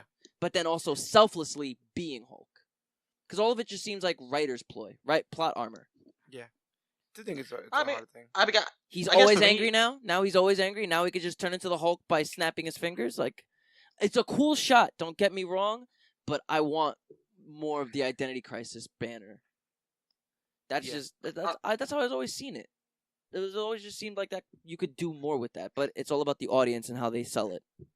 I think legalities prevent me from ever getting the Hulk that I want out of Mark Ruffalo. But as far as what we have now, I guess what I want, I think we're going to get an Endgame where it's like a completely in control Banner. Okay. Like completely in control of the Hulk, the smart Hulk. I don't know if you've ever seen but there was a moment.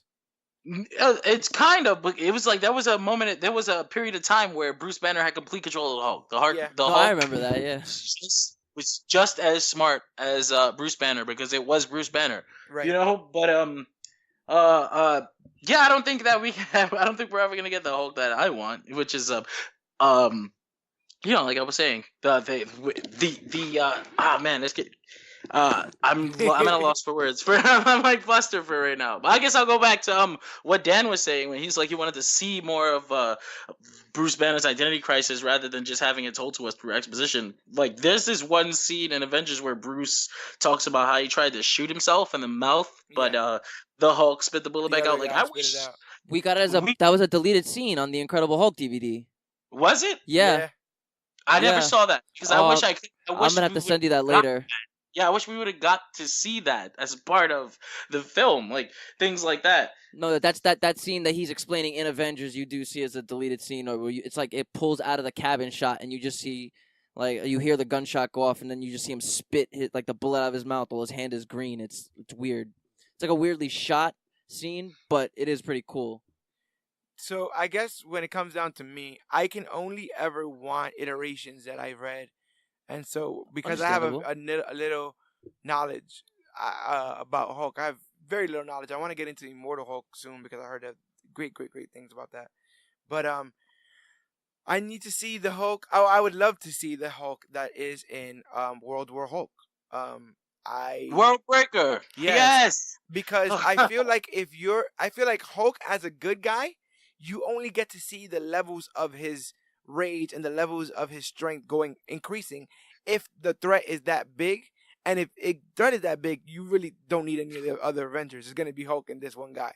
Whereas in World War Hulk, you got to see each hero at every tier try to test Hulk and see him overcome that and get bigger and get stronger with a level of confidence and almost a level of like a little bit of a sociopath. Like he knows, like he doesn't care at this point. He's so angry at his fellow Avengers for what they've done. That sinister nature of the Hulk is something I don't think Kind of we've seems ever like seen. it was in Ragnarok a little bit. Like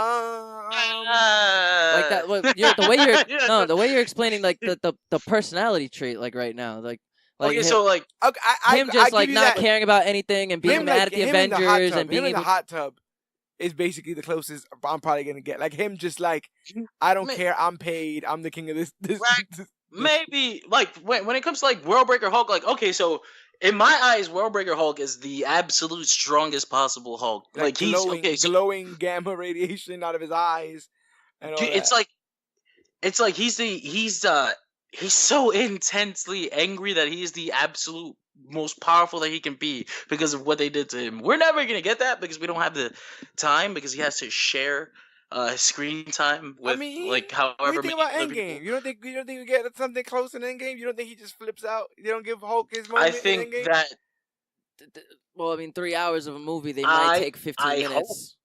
Yeah.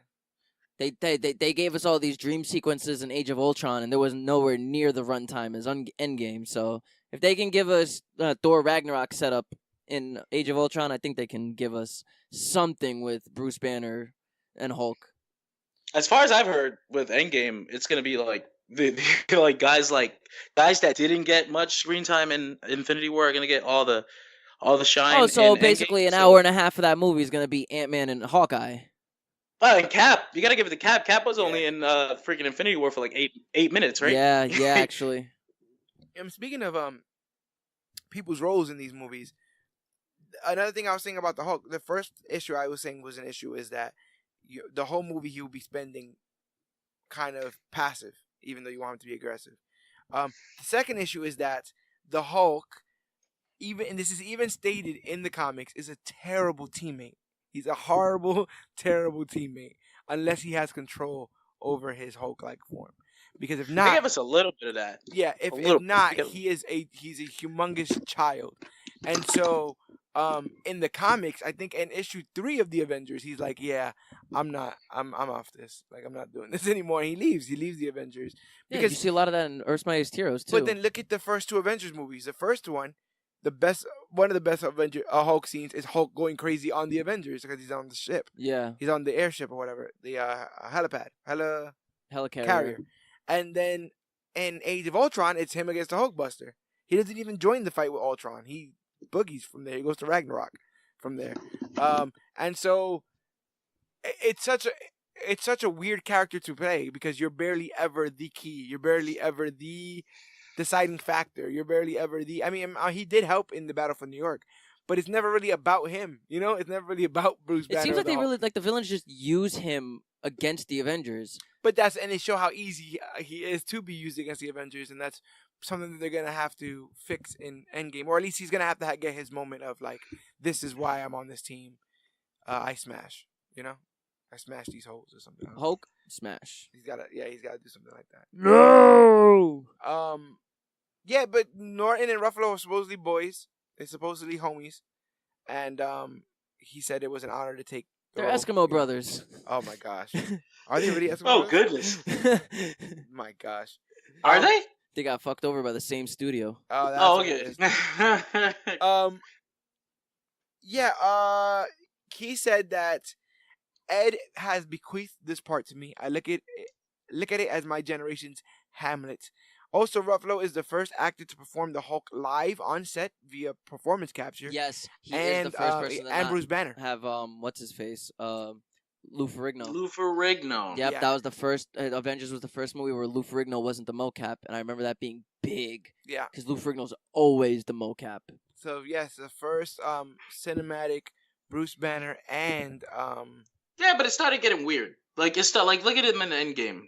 Have you seen that image that's going around online where they where somebody gave the Hulk Mark Ruffalo's skin tone and it's just Oh my god. and it's just a stretched out Mark Ruffalo. I mean, Yeah. he was very close to him in Ragnarok as well. Like if you look at some of those Ragnarok was a Get- really good mocap work for Hulk, though. I Yeah. felt because it was all Hulk all the time.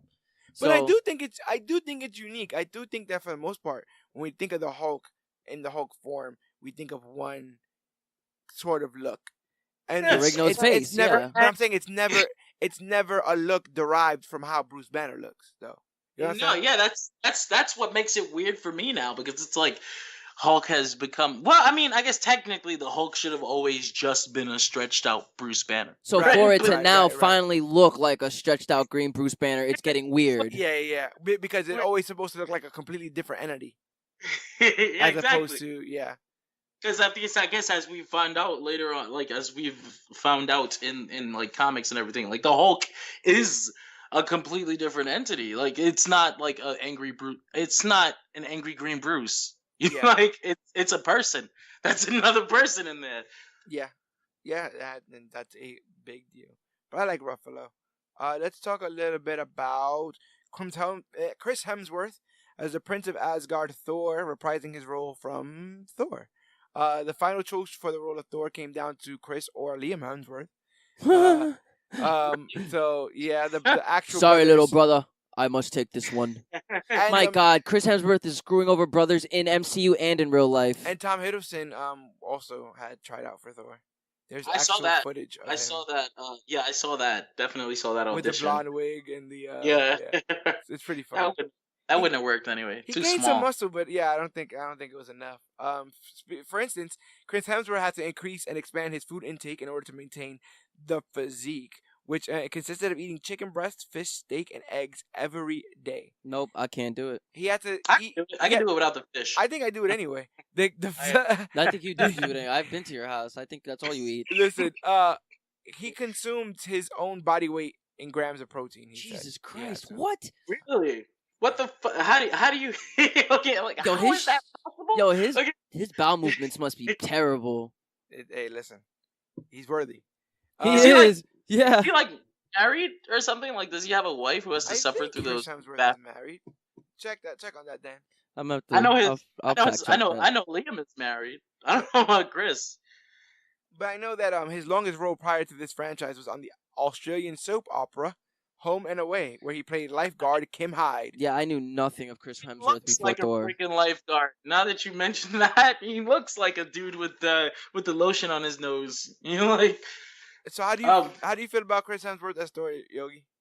I like his. I really liked his Thor. I mean, I guess he didn't. Okay, so like I guess while we're talking about Thor, I should say like I was part of the minority, I guess, that enjoyed the first Thor film. Like I didn't like. Of course, nobody really likes Dark World, but I didn't think it was like horrible. Yeah. But it wasn't like rewatchable. Right, It's right, like right. a one and done. Like a one and done. I'm done with this. I'll never have to see it again.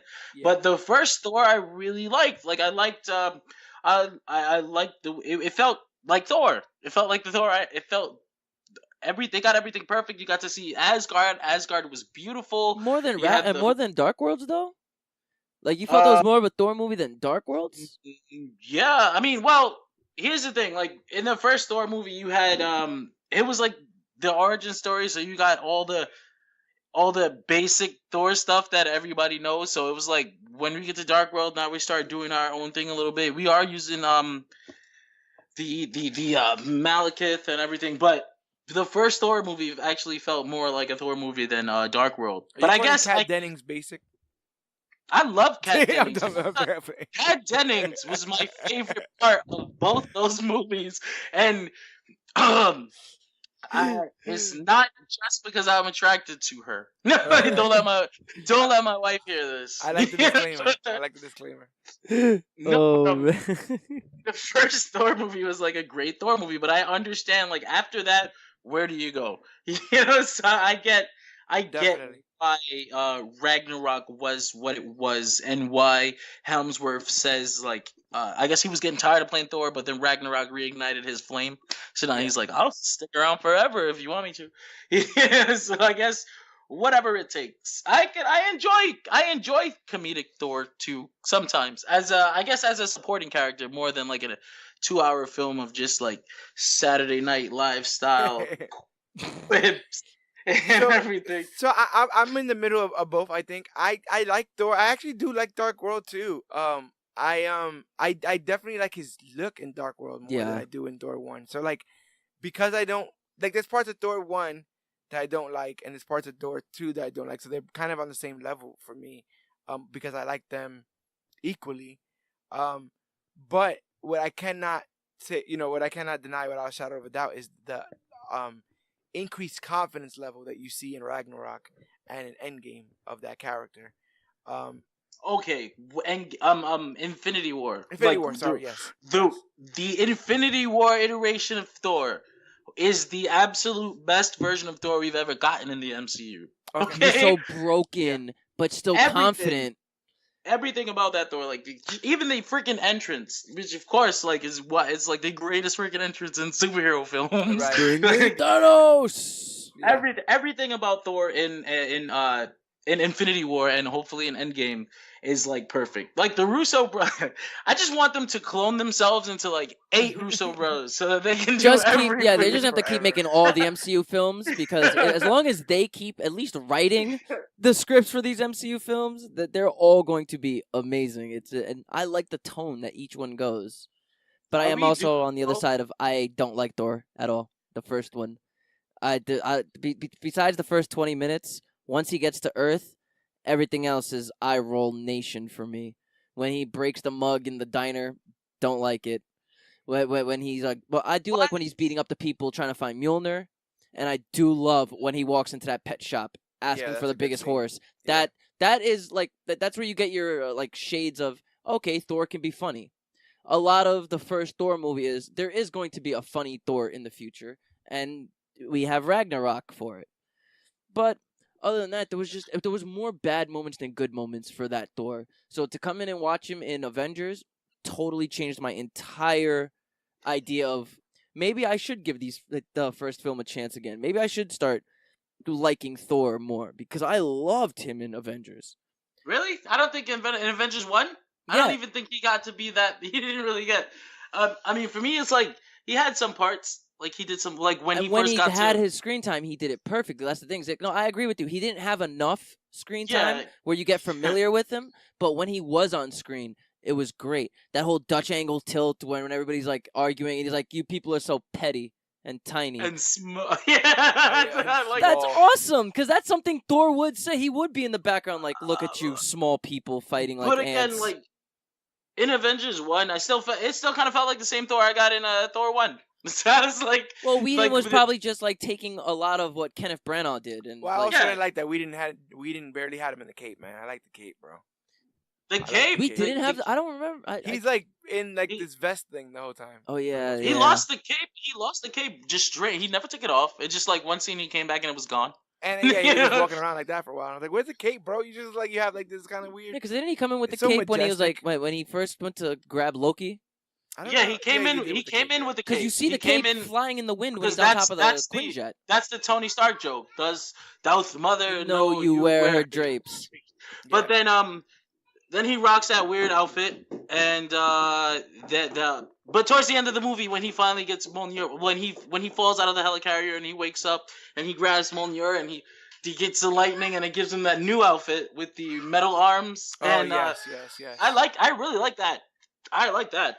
I remember that. Man, we need to see more of that. He was able to craft his own. I kind of like that scene a lot. Outfit with when that was and then Thor 1 when he grabbed the hammer and the chainmail was going down his arm. And I like that because it's not specifically stated whether or not he felt unworthy and he couldn't pick up Mjolnir, or it looks like he couldn't grab Mjolnir for a second. I felt the way he cringed his fist was he doesn't feel worthy. He let his brother go. He let the team down, and all that weird? Questioning. I don't think we were ever shown Thor getting Mjolnir, and so just getting into some of the recent comics, you're always in the what do you call it? The second act of a Thor story, right? Because Always in the comics, they're always in the like second 8 act. million years old. Oh, well, I mean, You understand? So like, I feel like he should have had a little bit more arrogance towards the Earthlings in this. Where he kind of has the arrogance, not in a dickish way, to the Guardians. Did you feel that? Like when he's on that ship with the Guardians, he's all like, "Yeah, y'all cool, but I got something I gotta do." You understand? Like I got places I gotta he was be. being in that when he met the Guardians, he was like, "I want your ship. I got to take your food." Well, I mean, at that point, his brother was just died, maybe like 20 minutes. His best friend prior. was there's killed. a little bit of it. There's a little bit of it in Avengers because he does a little bit of like, I get what y'all trying to do, but that's my brother. So like, you understand? No, that's what he was trying to like stop the squabbles. He's like, "Listen, you guys can do whatever you got to do after I get my brother and I go." You know, so there was a little bit of that there, but I guess, like I said again, it's more of the confidence that I think is the biggest difference. That when I look back at this Avengers film, I feel like Chris was still trying to find his footing as Thor. Well, also narratively, he was still told he wasn't worthy by his father, and he still because at that point wasn't he worthy already? Yeah, he has the hammer. Well, he was worthy, but when he grabbed Mjolnir in Texas, but he didn't see his father till Ragnarok. Like, oh no, sorry, he didn't see his father till Dark Worlds, right? Like for the whole first Thor movie, he went to Earth and then didn't see his father for the rest of the movie. No, because he kills. No, he doesn't kill Loki. Loki falls through the Rainbow Bridge, and then he goes back. Yeah, Odin's fine. Well, I thought he was in Odin sleep. No, that's he does that's, that I in think preparation. Oh yeah, that was. Yeah, that's like one of his. He was like just hibernating. He wasn't like put in Odin sleep or whatever. But let's talk about that guy. Let's talk about Loki a little bit. Oh my God, this was like the best villain that I've seen Tom up Hiddleston to this as point. Loki, reprising his role from Thor, and I think he was also in a post credit for something. I remember a post credit. I'm trying to remember what it was. He has not only grown in both the roles of Thor and Avengers, but he's been in all the Thors at this point, and he's really a beloved part of the MCU. That's crazy. Yeah, I was gonna say he's about as big a part of the MCU as any of the other characters by this point. Yeah, the girls swoon for Tom Hiddleston. I have female cousins. I have little sisters. They all swoon for Tom Hiddleston. So like the Thor series is like more beloved for females. I've noticed. Yeah. Than anything. Of course, look at the main characters. They're like Norse gods. Yeah, chills about the chin. I always think it's weird though because like I know towards the end he starts getting played as an anti-hero and like, but I'm like this dude.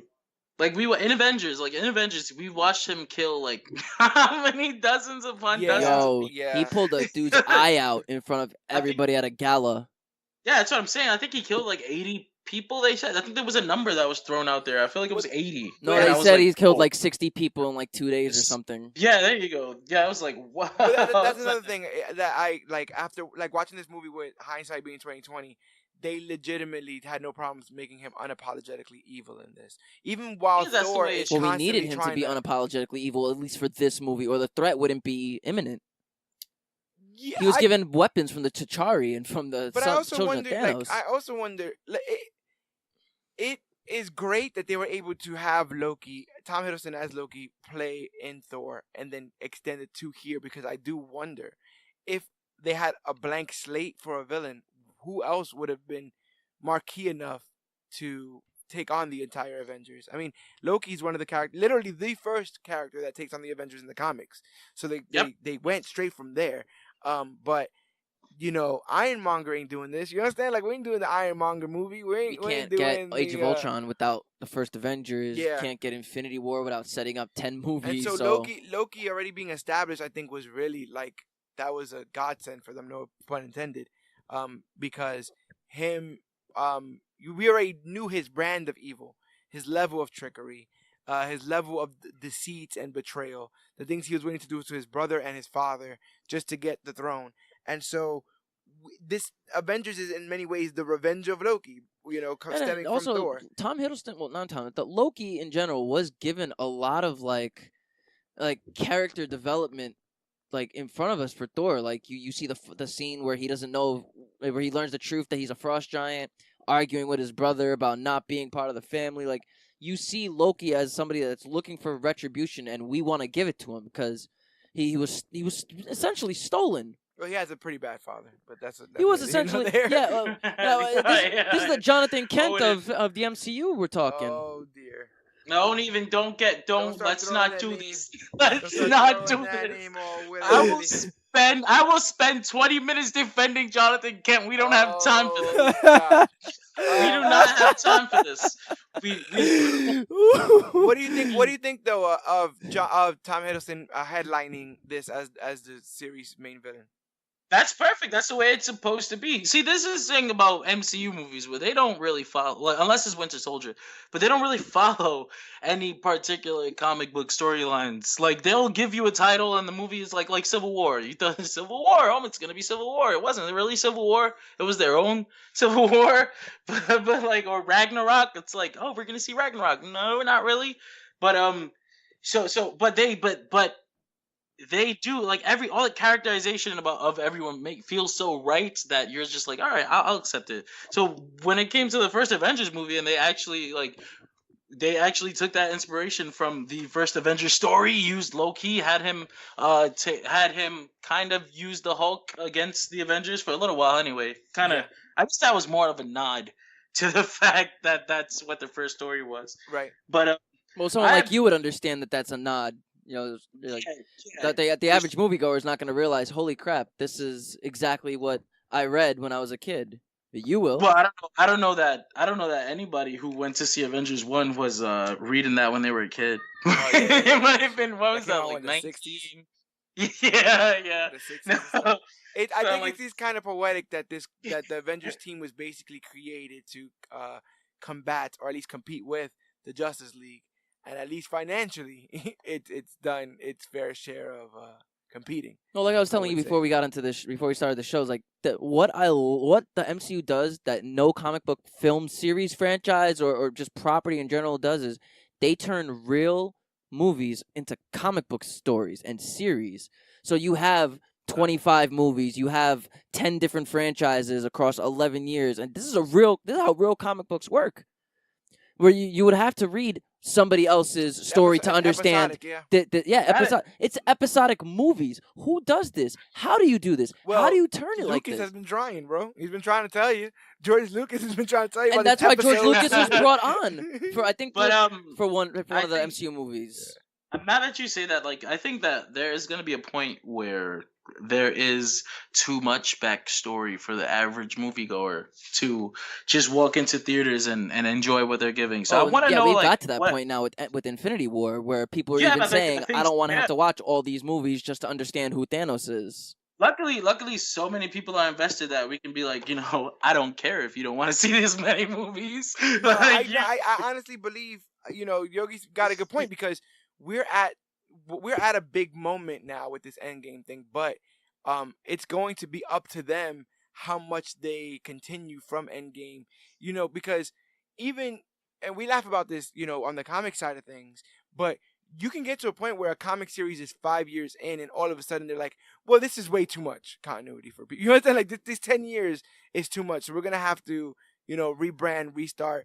And it's like there's a balance, okay? Like you can't wipe the slate clean because then you're betraying the people who've invested all their time. Dude, I've been watching this since I was 13 years old, They're committed. Exactly. They're committed. They're very committed. So it's like there's a balance. You want to, I guess we're at that point now with Endgame where you want to end the Infinity Saga, or like that's what they're calling it, right? The Infinity Saga. Yeah. You want to end it and you want to move on to the next thing, but you don't want to like reboot and act like nothing ever happened. You were 100% right on that. You were, and I don't know if they know the difference between rebooting and just ending a story and starting a new one without having to give us a new set of characters we don't. Well, like give us the new set of characters like we know. We can't.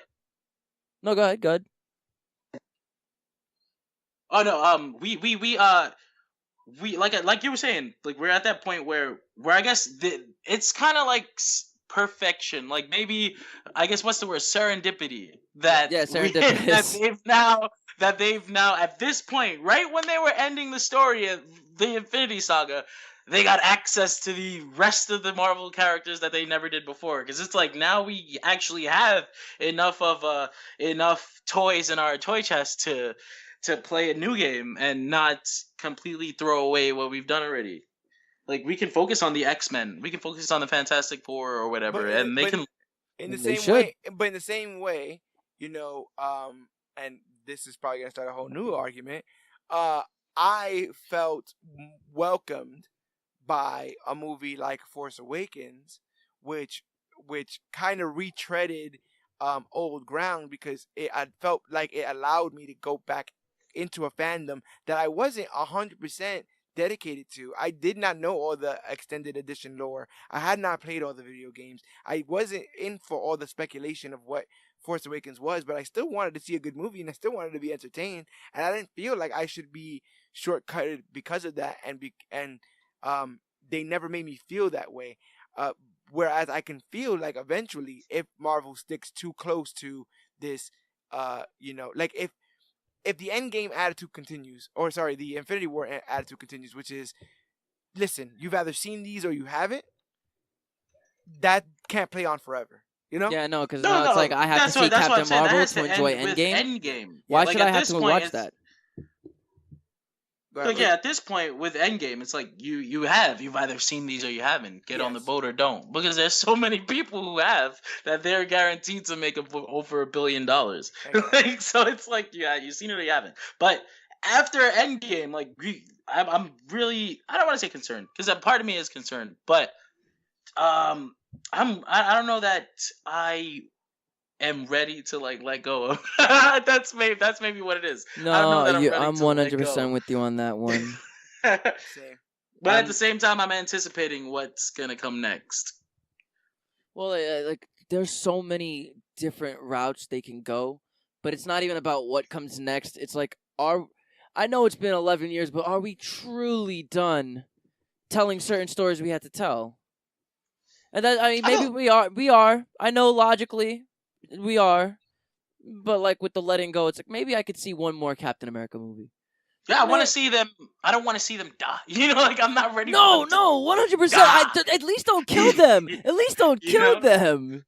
Because then you leave it open for cameos down the line. You know, like you took away Captain. Didn't they take away Captain America's powers in the comics? Well, another thing is, that's the weird Stockholm syndrome I'm in with these movies, is that as long as they don't die, in my eyes, their existence is ongoing. Like they could just be anywhere. They're just in another state, or they're just in another time, or they're just in another planet. Like as long as they stay alive, that leaves it open for me. I just want to know that they're alive. I don't even need to see them. But I am getting the nerves. You know, this is one of the longest things I've been committed to as far as a form of entertainment. Jesus, this is like the longest comic book movie so far. This is the longest comic book movie franchise. No, I'm talking about runtime for a film. And the movie itself, 3 hours. Because how long is it? How long was the original Batman vs Superman? Not the Ultimate Edition. Like the theatrical cut was only like what, 2 hours? That was 2.5 hours. Yeah, 2 hours and 40 minutes or something like that. So then this beats it by like 20 minutes. It's like 3 hours and 2 minutes supposedly when all said and done, without post credits. How long was like Dark Knight? Dark Knight was like 2 hours 15 minutes. All of those Nolan cuts. No way, Dark Knight was 2 hours. No. Because I feel like they were really. Because I remember wanting to watch it with my wife, and she's like, "I'm not watching a 3 hour movie." But I don't remember. Maybe just because it feels so. Maybe because I've seen it 1,000 times. That movie's like 3 movies. No, same thing with Rises. Rises is like 3 freaking movies. Yeah, 2.5 hours. 2.5 hours. So I was off by 15 minutes. Dark Knight, and then Dark Knight Rises is 2 hours and 45 minutes. Wow. Rises is freaking long. No, Rises. And I feel Rises, but I hope I don't feel Infinity War. No, because you know what the problem was is like you don't get Batman till 45 minutes in, so then it's the next 2 hours of Batman in Nanda Parbat and as a captive, and then you have Gordon in the hospital. So it's like there's a lot going on that you don't want to see in Rises, that it feels long. But there's going to be so much going on in Endgame that you want to see that this movie's going to go by in no time. I'm kind of speculating 2 battles in that movie.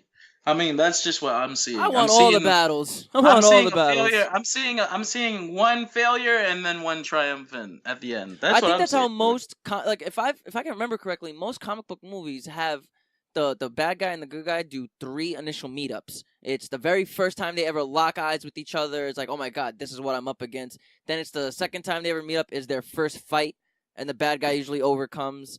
And then it's the last fight where it's like, okay, now I gotta take my responsibility and do what I have to. It's like I've always seen it that it's usually 2 fights, 3 meetups. What's special with Endgame is that we've already had that. So like if we do get 2 battles, it'll be 2 full on like I want an end hour of the movie battles. Like an hour battle. That'd be too damn long. An hour battle. I think we're gonna get one of those next week with Game of Thrones. I think an hour long battle is too long. But I would love if it's been rumored that there might be some time travel hijinks going on in this, and if that's the case, that's where you jump the shark for me. I would love. But the thing is, like, we've already gone this far. Like, to me, there's literally nothing. And I'm also watching Doom Patrol. Like, there's nothing you can throw at me that I'm gonna be like, this is too ridiculous. I've gone this far in.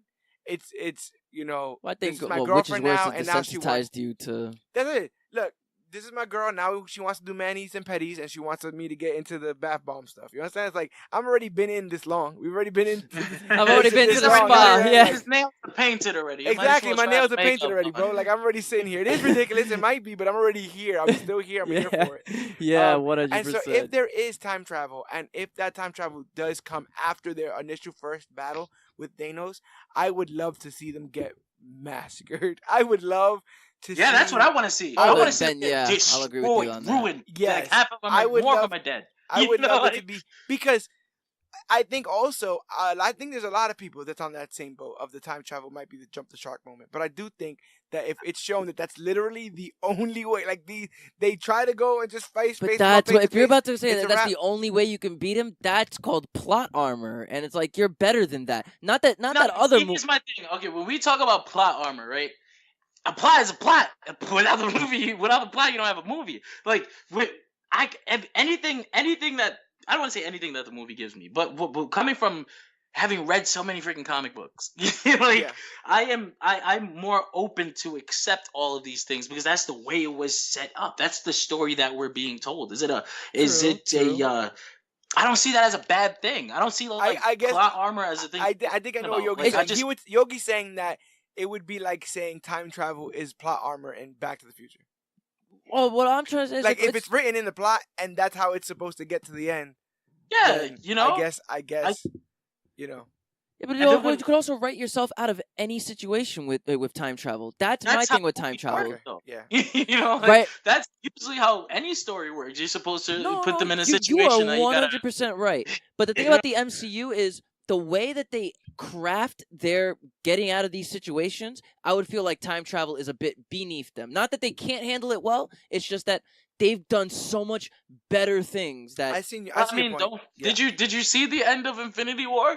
that's exactly what happened though. Yeah, they thought they got it, and then he's like, no, let me turn this back 5 minutes. Yeah, and right there and there, that's what I love about the MCU's writing, where it's like, holy crap, this is an ex machina. This is the power of conveniences. We have Thor about to come literally out of the sky to stop Thanos, and nope, he still snaps his fingers.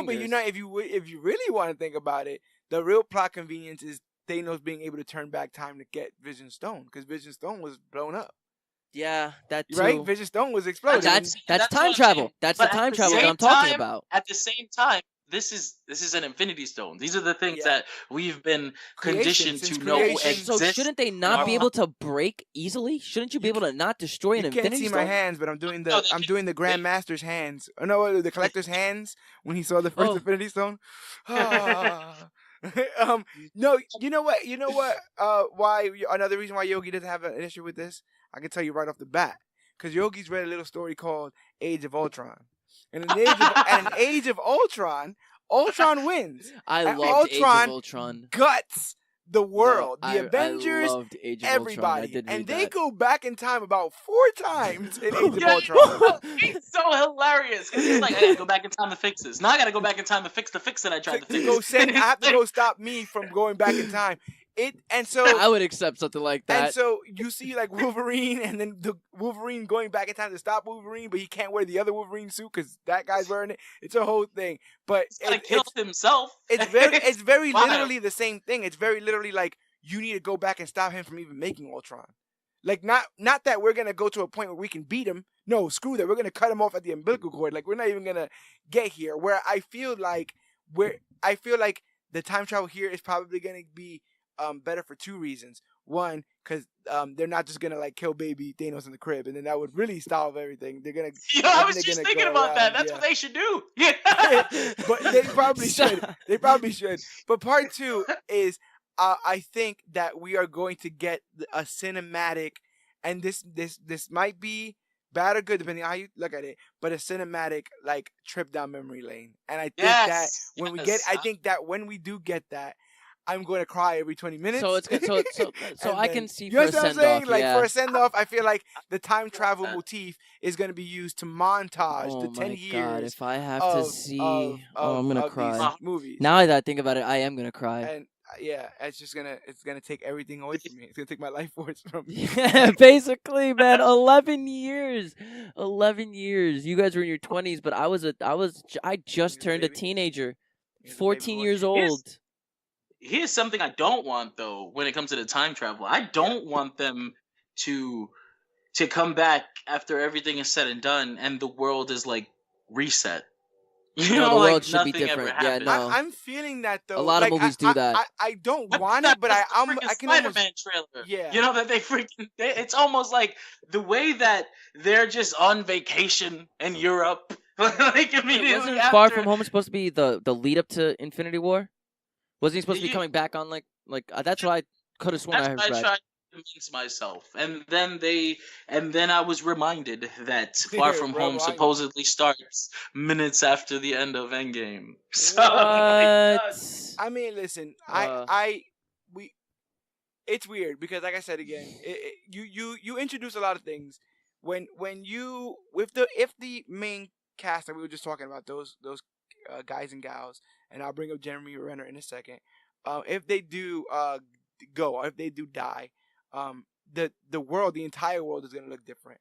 It will be changed irreparably. And I also feel like if they don't die, they're gonna have to answer for that a lot. I think the movie not only will that world change, our world will change. We live in a world where we live in a world. Sorry, we're at a point where when something happens in Winter Soldier, like 3 helicarriers crashing into Washington D.C., people go, "Where are the Avengers?" Right? And so if we get to a point where we stop telling stories about Thor, Hulk, Cap, and Iron Man, but they're still alive, people are gonna start asking questions. Yeah, people are gonna start saying, where's like, the repercussions? Yeah, where are they? Yeah, but come on, this is big, right? Like Thor's not coming in for this, like But to tell you the truth, man, if they can keep him alive and keep him on ice, that's legit. The Darth Vader Rogue One cameo in every Marvel movie after the fact. Basically. You understand? Like in any Marvel movie after the fact, you just drop one of the OG 4 in a 20-second cameo, and you've gotten everybody's. I'll take it. That's I'll take it. I don't want them to die. They because I don't want them to die, though. They need to die. They need. I mean, in a way, you're kind of right? They do, I guess, because this is the end of the story of the Avengers. Not only that, and there's going to be moving on. Go ahead, brother. What's it? Go ahead. No, because you're saying end of Avengers. Go ahead.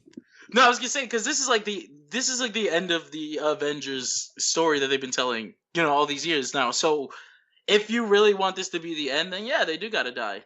But I kind of like if we're gonna do bigger stories down the line, like let's say we're gonna do Galactus, right? Let's say we do Galactus. Yes. I want to see the Avengers. Like I want to see them again. I want to see them up against Galactus. I want to see them standing next to X-Men. Like there's still so much I want to see.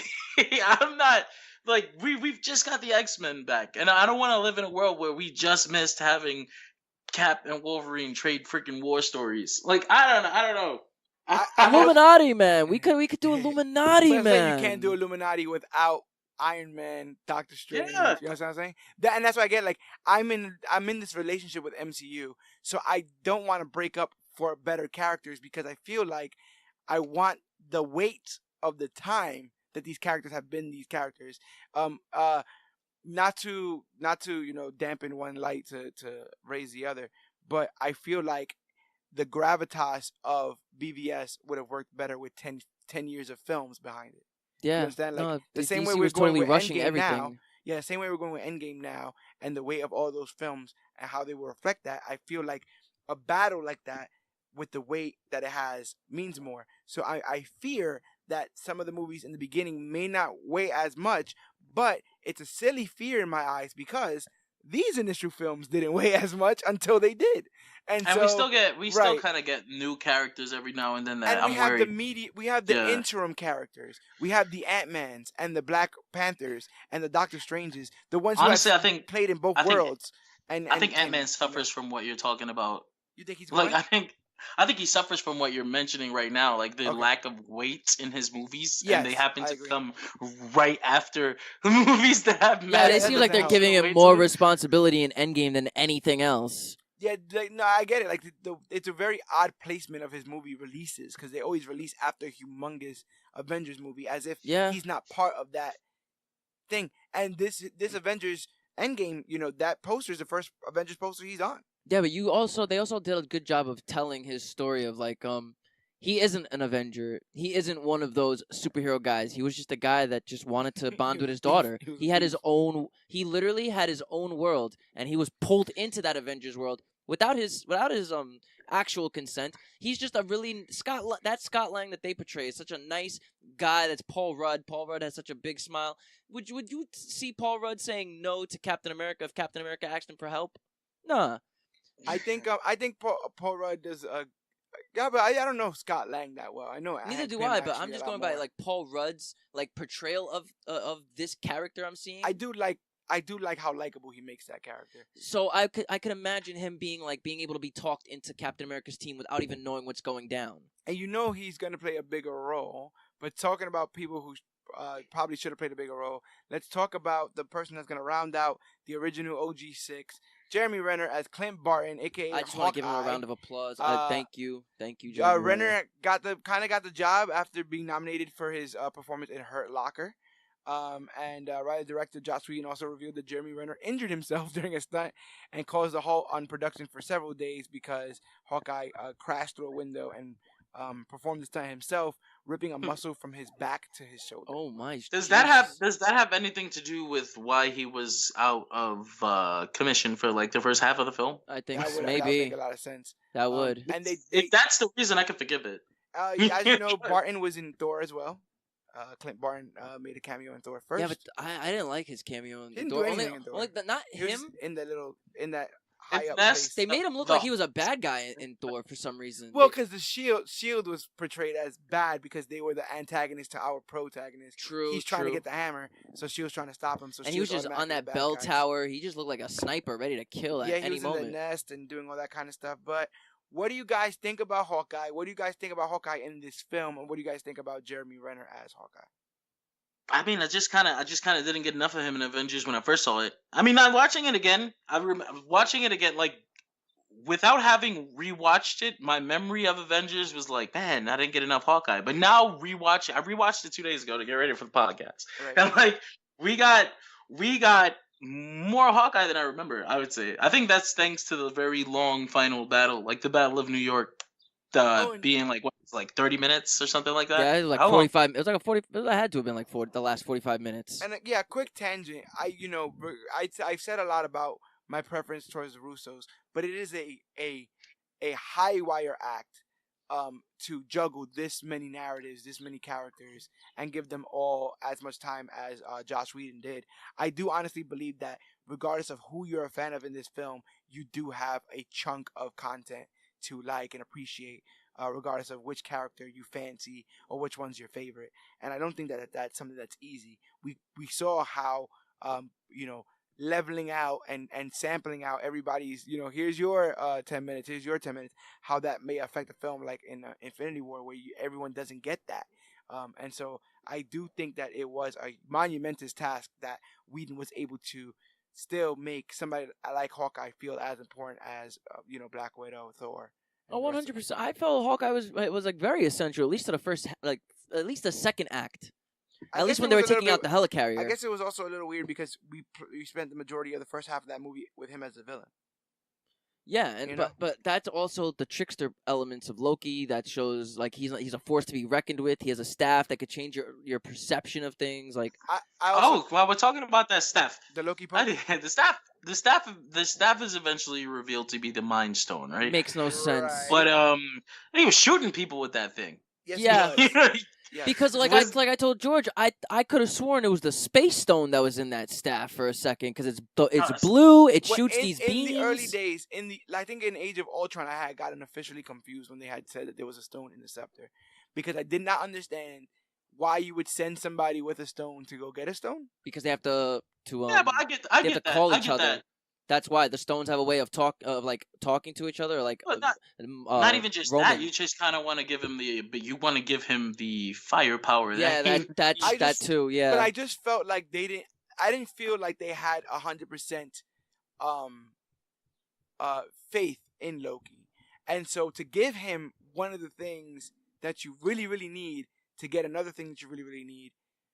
It's like if I needed something and I gave somebody I didn't trust my car to go get it. You understand? Like it's like Thanos back at 0 because that would be his first. Right. Wow, yeah. Yeah, he was back at 0. He lost the Mind Stone in this movie.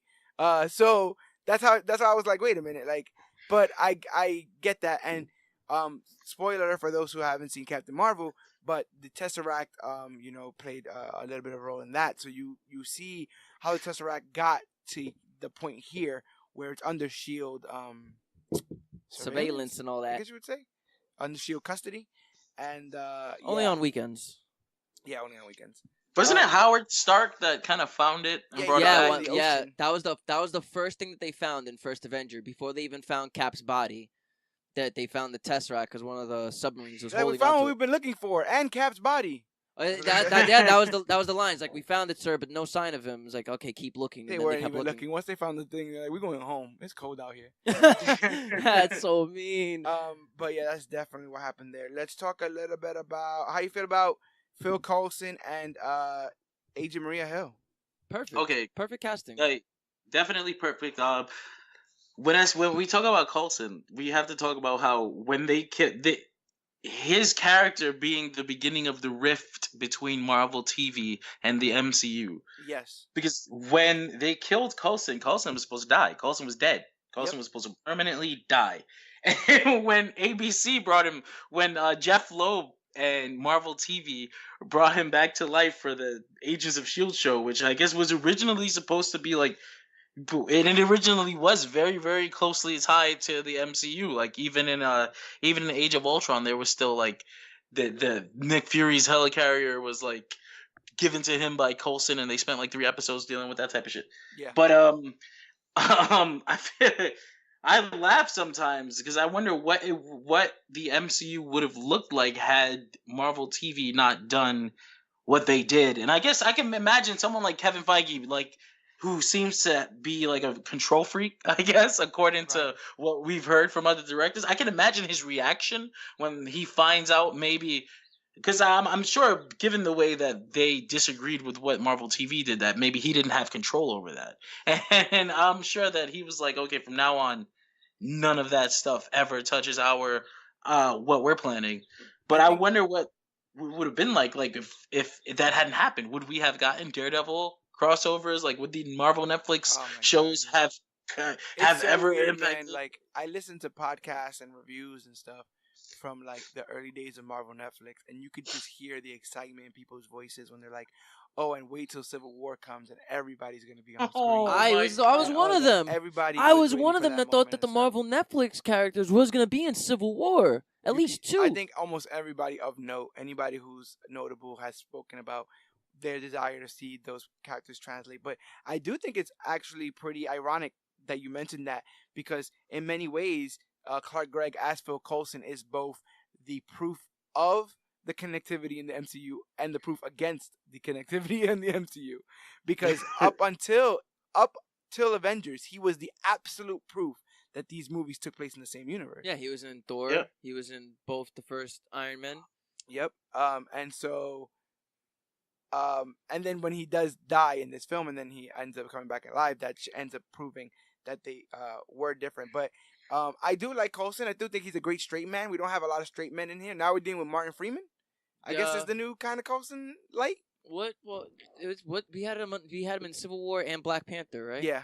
I don't think we had him enough in Civil War, but what we did have him in Black Panther, he was kind of playing like the oddball out. Yeah. Like he doesn't understand that this society has all this technology. The straight man, the wet blanket. The colonizer. Yeah, the colonizer. Well, yeah. The colonizer. I'll feed you to my children. Kobe Smulders plays Agent Maria Hill. She almost played Wonder Woman in Joss Whedon's Wonder Woman that he was going to do for Warner Brothers. Thought that was pretty interesting. I don't know about that. There's a scene in the end of this movie where Kobe Smulders is asking Nick Fury, like, well, the Avengers are gone. What do we do when, like, how do we get them back if we need them or whatever? And she looks absolutely movie gorgeous, except for one cut on her cheek. And I'm just like, this woman is way too pretty to be in this scene of the Battle of New York, like where everybody, because like Nick Fury has these scars, everybody looks so stressed out. I'm like, Kobe Smulders is made up really well in a lot of these scenes where she's supposed to be like knocked down, drag out in a war. But maybe that's just the pure beauty of Kobe Smulders. That's just Maria Hill, always graceful and beautiful, no matter the situation. Do you think Kobe can potentially portray the Maria Hill that we have currently that has a lot more stake in the Marvel's Maria? history? Yeah, like the director of S.H.I.E.L.D., Maria Hill, after Winter Soldier, 100%. Yeah, director of S.H.I.E.L.D. Under Russo's, yeah. Yeah, well, I don't know that. Okay, so are the Russos done after Endgame? I feel like they are. I heard they were taking a break for a little bit. They're taking a break at least? Yeah, I heard at least that. So let's just throw that in the air that they're taking a break. I could still under Feige, I could still trust that they could do a good Maria Hill. They're gonna take their millions and millions of dollars and take a break. If they are gonna give us a Maria Hill like that form, like director of S.H.I.E.L.D., I think they should introduce her stance as that character in Agents of S.H.I.E.L.D. first and foremost. foremost. Know what they're gonna do? They're gonna because they don't want that continuity to be the same. Nope. The don't want nothing to do with that. I think it's funny that Agents of S.H.I.E.L.D. still actually keeps that connection. Like, at this point, they could have veered off and done whatever the heck they wanted. Well, they had a whole season of, like, Ghost Rider, and I'm waiting for Ghost Rider to pop up in Marvel. I feel like there's but then at the end... they're going to do Civil War 2 with, like, Hill and Danvers, or something like that. I don't know. I don't know that. If they do Civil War 2, just keep it away. I would welcome it not being like the comic. Just kill Rhodey. That's it. That's all you got. Yo, stop, man. That's so wrong. Civil War 2. Only this time we killed Rhodey. No, I get it.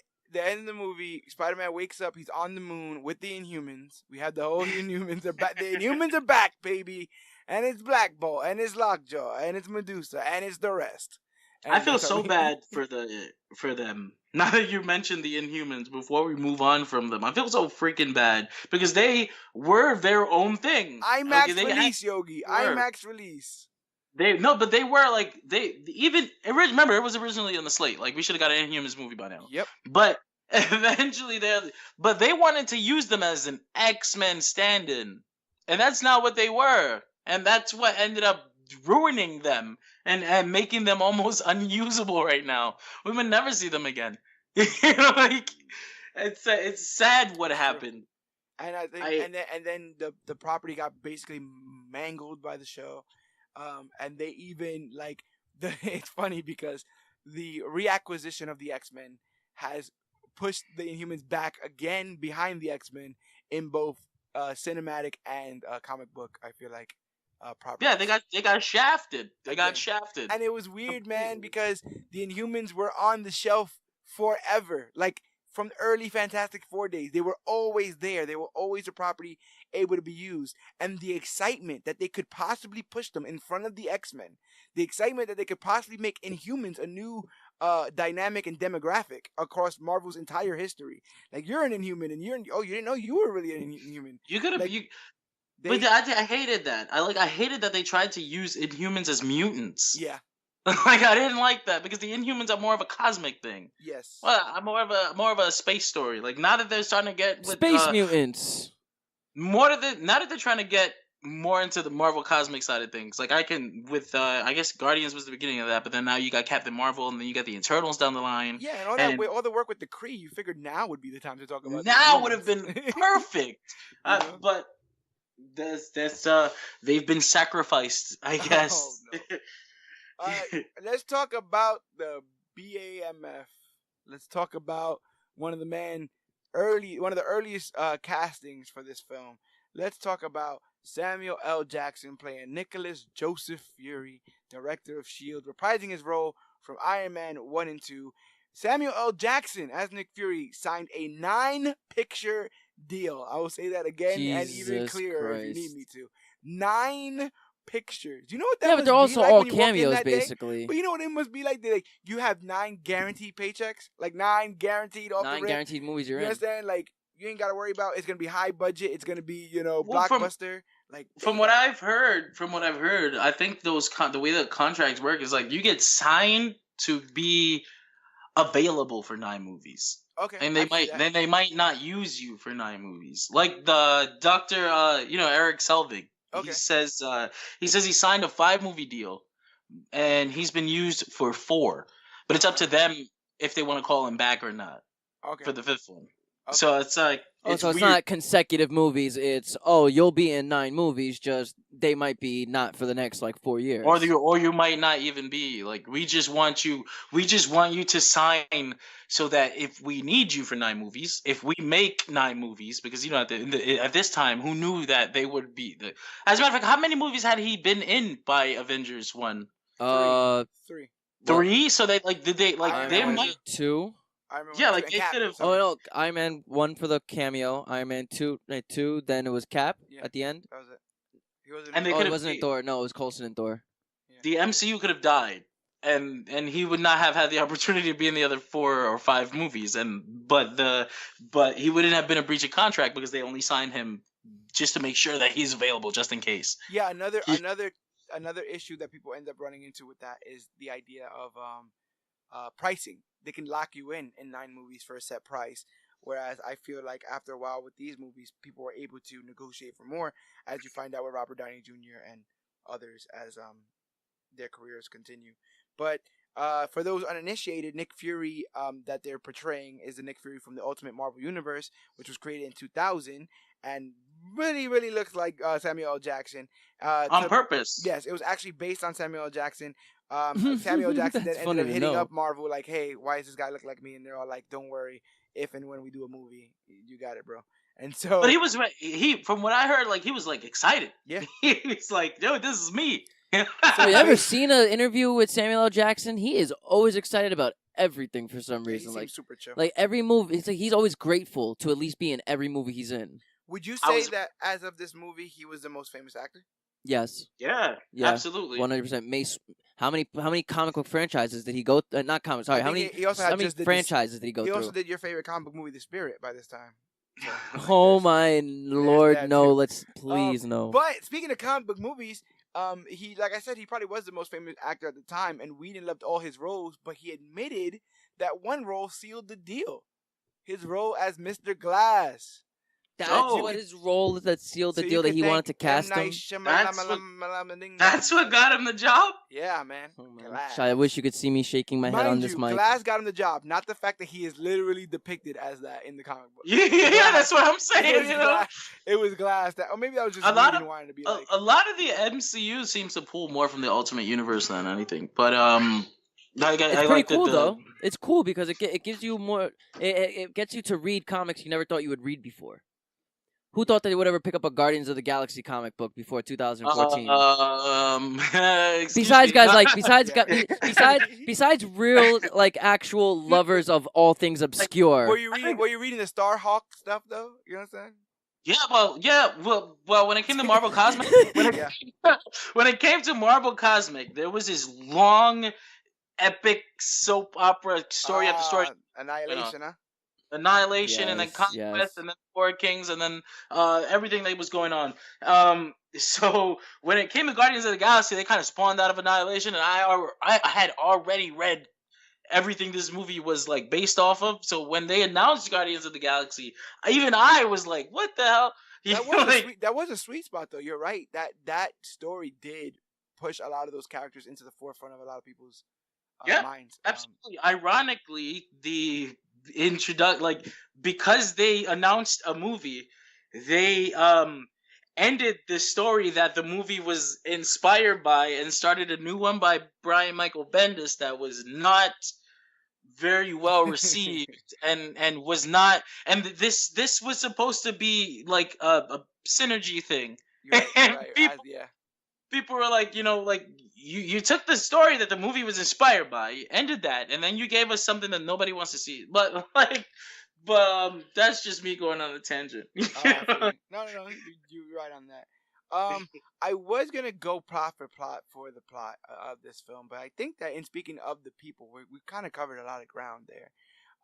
So I'd like to ask, I guess, some questions. How do you guys feel about Ant-Man and the Wasp not being in this film, despite them being OG Avengers, and despite the idea that Joss Whedon had at one point written a part for the Wasp, and then after the fact said that the inclusion of them would have made this film too crowded? I'll let Yogi Was he- start with how much he hated the whole. Yeah, yes. I'll let Yogi Yes. start with the hatred, and then I'll piggyback onto that because we basically we- have the same thing. We spoke about this recently, actually, off the air, I guess, where I'm like, I'm still not a fan of Scott Lang being Ant-Man in the MCU, rather than I like they did bring it. They used Hank Pym as an old man, and Janet is an old woman, but I was not a fan of that at all. Like I know they wanted to, because I guess Scott Lang matches the style of the MCU more than Hank Pym would. Hank Pym has a lot of troubles in comics that might not have been family friendly. Like there's the infamous slap of Janet. He slaps and you his wife. see Michael Douglas's like anger with Hank Pym. Like you can see, like you look at Michael Douglas playing Hank Pym, you're like, yeah, that's somebody that probably would slap his wife if she. Just... Oh my god! Poor Catherine Zeta-Jones. So I'm already on the boat that I wanted Hank Pym. I wanted him to be the one to create Ultron. I wanted Janet. 100%. I wanted Janet and Hank.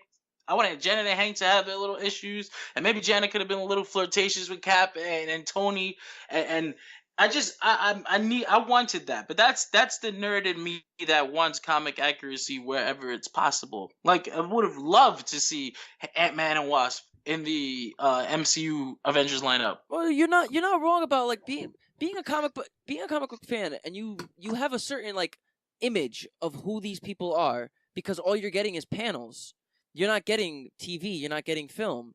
So if you feel Bruce Wayne is A, B, and C, and someone like Zack Snyder comes and does X, Y, Z to your Bruce Wayne, you're gonna be like, well, I mean, you gave me the movie. Couldn't you just go the extra mile and give us a little bit of accuracy? So I understand, like, there should be a little comic book accuracy sometimes. And I don't know. Zack Snyder's Bruce Wayne was pretty accurate, but let's not get into that. Let's not get into that. I'm just gonna keep stirring pots all day. Which actor do you guys think has grown the most after watching this film? Looking back and like, which one do you feel? And I guess the real question is, when watching this film, which actors seem the least like how they are now? Like, Chris Hemsworth for furthest removed from how they acted, let's say in Infinity War or Endgame. Chris Hemsworth for me, straight up. Chris Hemsworth. I guess Chris Hemsworth. Yeah, Chris Hemsworth. I want to say Cap too, because he hasn't matured as much as. He hadn't matured as much as he has now. Like he's taking the leadership role, and so he's being a leader. Oh, no, you go. Go ahead. But just like his confidence in himself in this new time, he's adjusted now. Like he's not really taking orders. He's not out the orders. A man. Yeah, he's not a man out of time anymore. Yeah. Like Tony is always Tony. He's still the same Tony Hawkeye, Stark. we don't get enough of Hawkeye to know if there's something different about him. We just know he has kids now. Yeah. I think we've never gotten enough Hawkeye in any of these movies. And they always seem like they want to Ultron. tease us with more Widow, but they don't give us enough. It's like if they don't think we trust them enough. Like Or they don't trust us enough to buy a Widow ticket. Or they want to give us something interesting, but they don't know what the most interesting part of it is, so they just keep teasing all of it. I think all of her. I think in a movie full of like superheroes and fantastical, wild, ultra pseudoscience stuff, that they think that the dude with the arrow and the chick with the guns don't need that much screen time. She will cock and those guns though. I think that they need more of it because they should be our view. They should be like our viewpoint. Like we're normal people like them, Yeah. and they're like on a team with like the freaking Hulk and Captain America, Super Soldier over here. Like we should. I would like to see them be our viewpoint as normal people. Oh, But that's what's beautiful about Hawkeye is he grounds us in reality a lot in Age of Ultron. He's the only man with both his feet in the doors of superheroism and family. Yeah. Like you see, he's really one of the only men who you see the consequences to what the next action could be. He will lose his wife. He will lose his kids. Everybody else just seems like they'll just lose themselves. I mean, to be honest, now that you guys are saying that, there is a bit of an arc in this because when you watch Avengers, the first movie, you see how far he's willing to go for Shield, and the second movie, you see how far he's willing to go for his family. And in Civil War, you end up seeing where that line comes in between Shield and his family, where he's even Scarlet Witch becomes his family. Eventually, say like, I'm down with Shield, but I'm not down with them poking their nose at where my business and my family, and him putting a line there. And then this will be him coming out of God knows what as Ronin, and so yeah, maybe he did get a little bit more of a fleshed out arc than I give him credit for. I'm actually pretty well, I mean, like there's a scene in Age of Ultron where he's talking to Scarlet Witch and he's talking to her about how he's the guy with the arrows, and it was just that one scene though. Like I want that to be I needed him to be that, and I needed more of that. That's just my thing though. Yeah, Renner is perfect too. Renner is just I feel like he just, even if I don't know enough about Hawkeye, I feel like I know enough about Renner to say, yeah, he's definitely perfect. I guess we're gonna get more of him in his own show now. So this is all like pointless. Shit, I would get the Disney Plus just for that TV show, just for that Disney, and Cap and Falcon. Disney Plus is kind of like a guarantee buy for me. Like I don't know, $6.99 a month. Come on now. all this. $6.99 a month. Star Wars shows, Pixar shows, Marvel shows, their entire vault. Yikes! That's a. Oh wait, does that mean I get to watch Spectacular Spider-Man? No. No. Sony. No. Sony got oh, I hate That's everybody. the reason why I can't play Spider-Man on my Xbox. I hate everybody. Thank you, Sony. But yeah, this film has a basic trajectory of, like we said again, Loki got sent down by Thanos with the Tesseract to go. with the Mind Stone to go get the Tesseract to open up the portal, right? To open up a gateway to let the Chitauri open army up the Space Stone in and open up space, let the Chitauri army in through a wormhole and to destroy Earth. But it doesn't go too well because our Avengers finally get on point and are able to defeat him. But what I think is funny is someone actually did an attack on New York body count. It stands at 151 bodies. That's kind of, which is That's moderately actually small. that's not that bad. For Okay, Manhattan? for Manhattan. Manhattan. That's Because Grand. there was a The lot worst of- part is that's Grand Central Station Yeah, too. that- They're in. I know where they are. But at. it was like there was a lot of like those giant Chitauri snake things like crashing into buildings and Whales, stuff, those and big-ass it's whale things. those giant whale creatures. Yeah. Like the Transformer-looking creatures. They kind of crash into a lot of buildings in the middle of the day, and at that time they would be really populated. So I feel Yeah, like no, 100 this is Manhattan at like 2:00 in the afternoon on like Yeah, that's what a I'm saying, Wednesday. But yeah, it's like I feel like maybe there should have been a little more. It should have maybe at least been in a few hundred. But it took Marvel 3 times with the MPAA to grant this film a PG-13 instead What? of R rating because of the Really? Agent Coulson death scene. Originally, Loki's staff was going to be seen bursting through his chest. Instead, a gruesome sound effect was added after Loki appears behind him, and then a quick cut to Thor's reaction.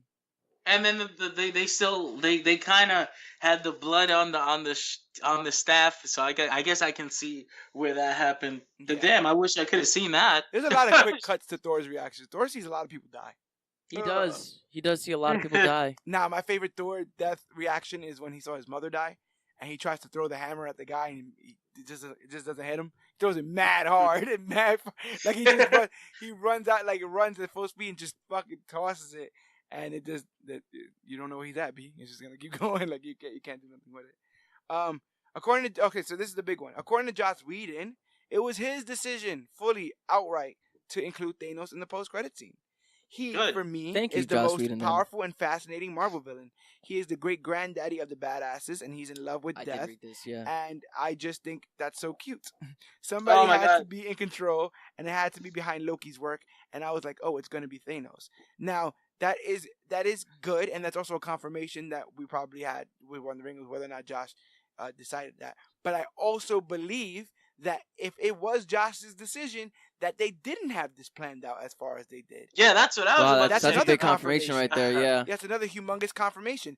Thanos was never going to be the 3-phase long big bad. Yeah, that's what I'm saying. And like, it's always seemed to me like when I first saw the movie, I was like, "Oh, Thanos is gonna be in the sequel." Yeah. Right. Little did I know it'd be 7 to 6 years. And so before I... it very much looks like. I mean, if you ask me, it very much looks like that he had the second movie, and they did it with it what they were going to, and then he went. But I also still like Thanos, so I'm gonna put him in the end of that too. And he's getting closer, guys. And when I make my next Avengers movie, which he ended up not doing, we'll get him. And we did. In the third Avengers movie, we did get Thanos. So was he Thanos. was he supposed to be the Avengers trilogy guy, Yeah. or was like... I think he Was- I think he might have should have been. At least I should can have see been. that. I can see him being it on purely a quality control level. I'm really glad that it didn't end up that way. But who would've- No, who the would've thought, though? Russos needed to handle Infinity War. And credit where credit's due, the Russos and Marcus and McFeely, those writers, man, killing it at every point. Even using James Gunn. James Gunn wrote all of Guardians lines and, that's, was a and that's creative him. consultant. That's him knowing that audience and those characters, and so that confidence level that Marvel has now, man, is something I've never seen. The trailers for Endgame are barely trailers, and they've come out on multiple occasions like, oh yeah, none of that's in the movie. Like they're so nonchalant with the weight of this, where, to tell you the truth, it doesn't even feel like it's so close, but it is. And when it hits, when it hits, like when I'm sitting in the theater, You know and it's it gonna starts, hit when you see that it's title. gonna be. I don't even know. I have no words. Like, you know what I'm saying? This would be the culmination in a way that I've never seen before. I've literally never seen before. And I'm glad that we have all got a chance to live this lifetime where we could see comic book movies episodically. Yeah, Like, and the thing this is, is I beautiful. actually would have thought something this epic, and again, not trying to throw shade, but I actually thought something this epic would have come from the DC side, just because of the longevity of those characters. They've definitely were they were successful in the cinematic realm first, Right, but and to be honest, we don't know what a movie, what cinema and comic books can be until we get Dark Knight, and that's a DC film, and there are great moments and great things about Man of Steel, great things that people are going to learn about Wonder Woman. Like, DC, it's still pumping out good content as far as comic book properties are concerned, and on their best days, they are incredibly accurate, incredibly heartfelt, but here's the incredibly, thing too. It's like epic. a lot of people are like, "Well, it's DC. It's DC. It's not DC. Warner Brothers, It's right? Warner's. It's Warner's Their straight up. problem is Warner Brothers. Yeah. That's the issue. DC is DC. The quality, the content is there. It is there. It's ready to be used. But there are people that care more about their pockets than quality, and we end up getting, as fans, we end up getting screwed. So, well, lately they've turned a corner, and I think that they have found a successful formula. But I don't want to speak too soon. Well, they can transfer their formula from the CW shows to movies. Well, the thing there is that Jeff Johns and Greg Berlanti just kind of have almost free reign. Like except for when they know they have to address a certain demographic that watches CW, because CW is usually like for it usually was for like young women. Yeah. Like 100%. the channel was for that, so they know that even though, like, we're gonna give you as much comic book stuff as possible, but sometimes we do have to throw romance in here because your girlfriend is watching. Exactly. Yeah. But they mostly have free reign to do what they know they can do with the characters that they have. So it ends up coming out so much better than when you're under a microscope by a dude, an executive who has a huge paycheck on the line, and it doesn't turn out too good. But like I said, they look like they've turned a corner with Shazam and Aquaman. So let's see what happens. And I wonder, like I said, we were talking about before, like the idea that, I like Thanos, so I put him at the end. Someone should be controlling all this. Like, you want to talk about like a snowball going downhill, right? Like, now Thanos is the definitive villain of the three, where they're trying crazily to connect every single film, no matter how on Earth or down to Earth it is, to the quest for the stones and the Infinity Saga, and his hunger for this, the 50 resources and all this other kind of stuff. So Whedon just throwing that, like, that's just, it's so crazy to me that he could. And they didn't even. I kind of like him, and the thing they is, didn't even use what he liked about Thanos. that's what I'm He saying. thought- Yeah, that's another big thing. The death thing. He says it Yeah. in this, where he's like, he's fascinated, he's in love with death, and they use the line, to fight them would be to court death, and he turns and he smiles. He was He's playing got- into that. He was playing into Yep. Thanos that he knew, and they took that idea and ran with it past them, and it's just crazy. So you're saying that after this whole Infinity Saga, MCU might be getting too big for their bridges. Like, I'm saying how that are they going to top this? I'm saying that I think No, I think they could top this for sure. Hell yeah, there's a lot. The only way they could top it, in my opinion, is if they literally build it from the beginning. Because, like I said again, they got this far, they got all the way to Avengers without knowing who the big bad of the whole thing was. So Well, if they know what's gonna now, happen. if they know now, if they've started this, let's say there's hints in Infinity War, and there's definitely gonna be hints in Endgame, and there's people that's already speculating that Endgame is gonna be like 50% Thanos, and they're gonna like beat and patch that all up in like 50 minutes, and then we're gonna get another threat or situation, and who knows? But there's definitely life after this, but to think that they were able to pick up the ball with the little bit that they did with Thanos to get us all the way to Infinity War has me very confident in what they're able to do with anybody literally going forward. I just know that they can top this because I know that there are larger things than Thanos out there. And now that they have control of all those things, I think they can absolutely top this. Just depends on what happens next. I got full trust in them so far. I am a little worried when I look at the Spider-Man trailer and everything's all happy-go-lucky again. But do you trust these fans though? Do you trust the fans? I think the Marvel fans have been pretty tame. But the MCU has been pulling out more and more. The average moviegoer is now following the rest of us. Like, okay. So do you think we could trust that now that the average, the who was once an average moviegoer is now somebody that's following MCU as a whole, could potentially go to a new movie that doesn't have Captain America or Tony Stark? Yeah, I think they've been conditioned to go from movie with Captain Tony to Ant-Man. They've been conditioned already. Yeah, I feel like the MCU's job is to convince you that you like ice cream. And wow, I like that analogy. With the various movies that they make are just different flavors, and so you're gonna go to the ice cream thing. You're gonna be like, oh, they don't have my flavor. Well, let me just try this flavor because I still like ice cream. True. And I think that's where their bread and butter is. That's a lot of food analogies. I should probably no, but dinner. you did it. You did it great with that one. Yeah, the MCU is ice cream, and each movie is a flavor. Yeah. At the same time, I feel like they're gonna need a sprinkles. Okay, this can't be sprinkles. You're gonna need for this movie right here, which has all the flavors, so to speak. Right. And it's gonna be an ending. Everybody knows that, but you need another hook, because if this is an ending, you need people to have a reason to come back. You need something so big that it seems bigger than Thanos, and I still have to come back to watch the rest of these movies. What's that going to be? I don't know. I'm not sure. I know that a lot of people were thinking that they got the rights back to these characters like too late. Maybe they can't be in an end credit scene. But I remember that they shot the end credit scene for Avengers 1, like a week before premiere or something like that? Same thing with Spider-Man. I feel like that was also a very close cut. Like, once they finally got the thing for Spider-Man, they were not only able to put him in, but without no one's knowledge. Until they were ready to tell us, we didn't know. Exactly. So I feel like there may have been like a contingency thing. Well, they have Fantastic Four, right? They've got Fantastic Four. They've got X-Men. They might do Galactus and Silver Surfer as their next big thing. But that's what. But they already. Exactly. The timeline that people are saying is that the deal did not go through until after Endgame was finished. So can you shoot something? I think that you can. It'd be like you driving a car. When you driving a car at 11 o'clock at night and your license expires, or your license goes into effect at midnight.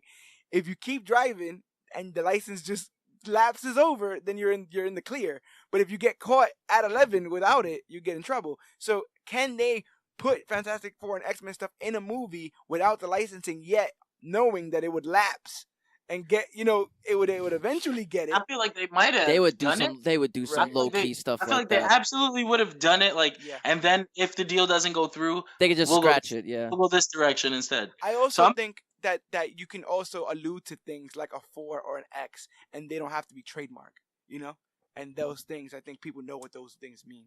Yeah, you can But just I'm say, "I know a bald man in a wheelchair in New York that we can go to," and in the next movie, like Yeah, stuff you don't like have that. to say anything outright. If I had to guess what the next big thing is gonna be, I would say it's gonna be something cosmic. Obviously, I think that's almost obvious because that seems to be the direction that they're going right now. Like we're gonna start focusing on cosmic space stuff. So if the next big thing is gonna be cosmic, I would say Galactus or Nihilus. That's what I think I think we're gonna get an end credit scene that teases either of those two things. I know some people I thought hope. I don't because I think with Captain Marvel and their use of the Kree, I think there was I mean not the Kree, the Skrulls. There was something that I don't remember the deal. I don't remember how this worked, and I don't remember what they did to be able to use the Skrulls. But they were not able to use the Skrulls back in when the Avengers 1 came out. You're right, because the Skrulls are owned by Fox at the time. And the Chitauri are the freaking Skrulls. Like the Chitauri are Ultimate Universe Skrulls. So Really? but I didn't even know that. Yeah, they are. But now that they were in the movies, they made them into their own species. But they were originally Ultimate Universe Skrulls. But there was a deal made that allowed Marvel to use the Skrulls before this Disney Fox thing even went through.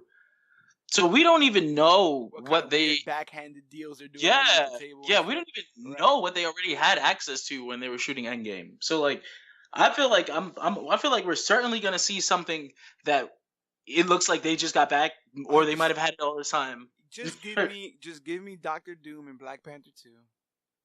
That's all I would I need take that. That's all I want. But as an overarching villain, because I know they said they're not gonna do these long over arcs anymore. Well, but wait, Eternals on Eternals on the money. I wonder if they start to focus on the cosmic stuff. Like Absolutely. We'll take vacations to New York for Spider-Man, and take vacations to Wakanda, and take vacations to the Sanctum Sanctorum. But for the most part, we'll be up there with They'd be doing stuff Guardians comic and book Captain movies never really Marvel did before. and stuff. Yeah. And then eventually, when it comes time for everyone to come back together, it's space people coming to Earth like, yo, it's about to go down. Yeah, Getting now chased. you have the legit cavalry. You can call the Yeah. legit cavalry down. You want me to put the hammer down? Oh that. Last thoughts. Is this your favorite Avengers film? No. No. No. Oh, Well, wow, look okay. at So that. here's my thing, right? It was. It absolutely was. And then Infinity War came out. Yes. And so Infinity now War is there's amazing, that. right? I liked it 'Cause, more than I liked Age of Ultron more than the first one. Honestly. Oh, no, didn't I'm not. No. Yeah, I will- I'm also not a fan of I'm gonna Infinity sit War. here. Listen, man. They took me. take the They had push, me. No. They sold me with that first opening, that fight against Hydra in like in Siberia or wherever they were. All of that was See? dope. Yeah, I know what you mean. Like that scene where like that wide shot where they're all like going through the forest and Cap's Well, on the even just that motorcycle. trailer shot, just the fact that like Thor and Cap were just talking to each other normally. Like, hey, so what are you doing after work? I'm probably gonna get a beer. Let me bang your hammer real quick. Bam, and like that is awesome because you see like the Well, you're saying that you got from Age of Ultron what you didn't get from Avengers 1. yeah, which a is lot that of the a team was lot really of a team what when I the movie wanted started. out of the Avengers I got in Age of Ultron, but Infinity War is still my favorite. You could even get that in Avengers 1 though, because we have to establish the fact that they don't know each other and they have to meet. No, that's why. and they have That's why I'm learn. now that I'm more older, now that I understand actual narrative and storytelling, and that I understand that the MCU is doing something more than we even understand. I respect Avengers for what it is, and it is the birth of all of these crossover films. Without the Avengers, we couldn't have half the MCU properties we have because all of that ambition paid off. Avengers is still my top 5 though. Don't get me wrong. It's just that Infinity War kind of snuck in and took its place right there. Like it was Civil War. It was Winter Soldier 1, Civil War 2, Avengers was 3. In the same way And that you'll have the people say like, the best Fantastic Four movie is The Incredibles. I'm gonna be the one to say that the best Avengers movie is Captain America: Civil War. Yeah, That's my all right. favorite. Damn it, I gotta agree. That's my I favorite mean, movie I with the guess Avengers in it, but it's not an Avengers movie, so don't get it twisted. I'm not No, saying it's a that Cap my story with answer an Avengers setting. is valid. I'm just saying that when like that's when I think like if I had it my way, honestly, and this is just my opinion, you could delete Iron Man 3 and Age of Ultron and just slip Civil War right over to the side and keep it as is. Make the Age of Sokovia Ultron, thing happen give it off to you on that screen. one. Make Sokovia happen off screen. Save Ultron because Ultron's a crazy villain, and I don't think that they used him to the level that I wanted him to be used in that film. That's No, they probably made him like a that's one-off probably villain. my crux of that is that I felt like he would be this emotionless Terminator-esque thing, and he was absolutely the opposite of that. He was that's the way it emotive was and- supposed to be. and You all that know, kind of like, stuff. okay, I'm built to protect the Earth, and it turns out I have to protect it from its own people. You know, like that thing. Yeah. But yeah, like the it one we ended got in up Earth's Mightiest Heroes. it ended up being Robo Tony Stark. Yeah, it was I'm like, it was a little weird. But James Spader, man, James Spader's always a win. At least yeah, in I my mean, point. I was just I liked Age of Ultron as a movie. I enjoyed it. I didn't think it was nowhere near the top of my list though. It's like I still put Avengers 1 way before that. It was just that everything about like Avengers 1 is special. You know, like there was nothing like today we're used to stuff like this, right? It's been how many years, right? But at the time, Avengers 1 was No, something yeah. special. Like wow, this I thought it was gonna be the end. Like I said, I thought it was like the end of the story. But it was like we've never seen something where I like watched 5 different movies in theaters, and now I'm coming to the theaters to see these 5 franchises come together. Like it was wild. It was absolutely. It was special to me, and that's what keeps it in my top 5, probably forever. Speaking of special, let's talk that Avengers theme. How do you guys feel Oh about the Avengers man! theme? Okay, so Oh here's my my thing. God. Okay, so when it comes to music, right? For the first for the first 2 films, like DC had it because like I'll go back, I'll listen to the Man of Steel soundtrack, I'll listen to the BVS Zimmer, soundtrack. baby. That's Hans. Yeah, exactly. That's Yeah, Hans Zimmer, that's man. my That- I'll listen to Dark Knight. You know, Marvel doesn't have that. Even now, like Marvel doesn't like you. They little like maybe Cap kind of has a theme that doesn't really get used, but the only recurring music that gets used is that Avengers theme. That's the only music I know from the Marvel movies. Everything else is probably really generic and forgettable. Well, the thing is that Avengers theme is really the score for all of the movies in a sense. Is that trumpet, the percussion. I had a bit of a senior moment today. I was rewatching clips of Avengers again today after watching it twice and commentaries and all that kind of stuff on it, and I finally realized something. For a very long time, I thought it was just an odd stylistic choice that the font of the Avengers is not the same font as the other films. I actually thought the main reason was they were trying to downplay the fantastical nature of that font, I guess. The arrow and the circle and all that. So I kept thinking to myself, that's why they're doing it. That Joss Whedon is doing this first film, and that's why the Avengers logo looks like that. You know how it turns Yeah. and whatever, and it's just a regular Times font. Roman 12. Yeah, it's just a regular font in silver. There's none of that stuff that we see in the future iterations.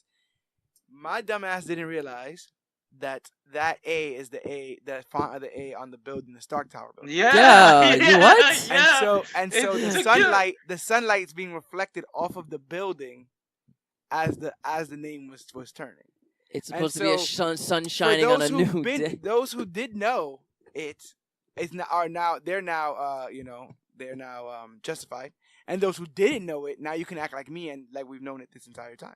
But that A, yeah, that's exactly what that is. That A is the A from the building and not the A from the Avengers, which makes a lot more sense. Because I was like, what? That A looks kind of weird and it stands out differently than everything else. But that is that. And so I guess with that statement, here's a question: is there anything you noticed in this rewatch that you hadn't initially? Talking about the letters on the building, I noticed when each of them fell off. I didn't. Oh, I they didn't fell off catch one by that. one. Yeah, no, I didn't catch in the first watch, or maybe even the second watch too. I I didn't really see when it happened. They just came back to the building and it's been a giant battle. So all that's left is like an A, and like a cartoon with the letters like blinking, bam, bam. It's kind of right. Whatever's left. But I actually did notice this time, like when each and every letter was knocked off the building, and I was like, oh, okay, that's just a small thing, but that's something I didn't notice until I watched it this time around. Okay. The eyes. One more thing before, but there was this scene. On the helicarrier where Tony is trying to figure out how Bruce Banner keeps it calm, and he's like, "How do you do it? How do you do it? How do you do it?" And he's like, I don't remember what else he said, but I do remember that he asked if he carries a big bag of weed around, and I'm like, yes, yeah, and I'm like, it just made me think like he should. If he doesn't, he probably has CBD. He probably has CBD oil. We don't know. No, he needs the full-on THC. The dude he's got issues. So that was one thing I noticed. But go ahead. Sorry to the interruption. Oh, it's all good. It's all good. Whenever Loki's Mind Stone scepter touched Selvig or Hawkeye, I never noticed that their whole eye. The first time I watched it, I thought their eyes was just black the whole time that they were taking over. Because I've only seen it once before having to rewatch it last year to prepare for Infinity War. Yeah. So I always, in my memory, it was their eyes were like this navy blue black. I didn't notice that their eyes went black and like it went in. You see the blackness go into their actual pupils, and then it goes back. And then when their eyes are changed, it's the Space Stone. It's a worm. Oh yeah, their eyes are a wormhole. Yeah. In space, it's so awesome. Like I never noticed that little subtle detail. I guess I also, like I said, I didn't realize that they gave him a stone to go get a stone. Yeah, you told me that and the other night. I also didn't night. realize how close Thanos was to this operation. Like, he was very much the next guy in line to the other, who's the person who's reporting about Loki. He very much gave him this scepter. He very much gave him this army. And you see him use the Chitauri army in Infinity War, Thanos does. So I didn't realize, like, how much in this plan of this conquering of these stones that Thanos was already in by 2012. That all of this was already in motion and all that. And there's also a scene of where Tony is he's doing the wormhole thing, but the way it's shot is like it's following him through our sky, and then he just disappears. Oh, yeah, that was sick. And I was like, oh wow. I was like, maybe I was closing my eyes or something like that the first time I saw that, but I was like, hey, it's a blink and you miss it. Like, yeah. It legit, just how he just disappears and goes into that whole other world, I thought was amazing. And I guess thematically, something I didn't realize is that. Remember I told you about that conflict that Cap and Iron Man had about the whole jumping on the grenade thing? Yeah. A lot of the reason why Cap does that, is able to jump on the grenade, is because he believes in people. And he believes that if he jumps on the grenade, it will be for the betterment of people who will then do better things for their lives and stuff like that. So every life is precious. Tony Stark has a real hard time trusting people. And it's funny that he does jump on the grenade, but the only reason why he lives is because his teammate, the Hulk, grabs him from that mid-fall. You remember how he jumps in the air on a couple of buildings, grabs him in midair, and then takes all the brunt of the fall on his own back. The Hulk does. Yeah. And then lets Tony Stark down. So it was the team that allowed him to then jump on the grenade to then through the safety net that is the Avengers, he was able to do the tightrope walk. And even if he fell, his team was still going to catch him. So he can now have the faith that he can always be the guy to jump on the grenade because the rest of the team is going to be there. And I didn't realize that. I hadn't realized that the first time I watched it. I'm like, wow, if that's what they meant, beautiful. If it's not, then hire me because I could put that in one of your movies. You know Man, you many times I say that every time I watch these any damn movie, I'm like, yo, just hire me already because I'm just doing it better than you can. There's like a very, very small thing I noticed too. It's like super small, but the sound that the wormhole makes is it's the same sound that the Infinity Stones. Gauntlet. Stones. Yeah, you're right. Speaking of that, the stone. What I noticed is what was it? Yesterday I watched it, or 2 days ago when I watched it with you, George. It was when Cap and all of them were arguing with each other on the helicarrier. You hear like this whistling hum.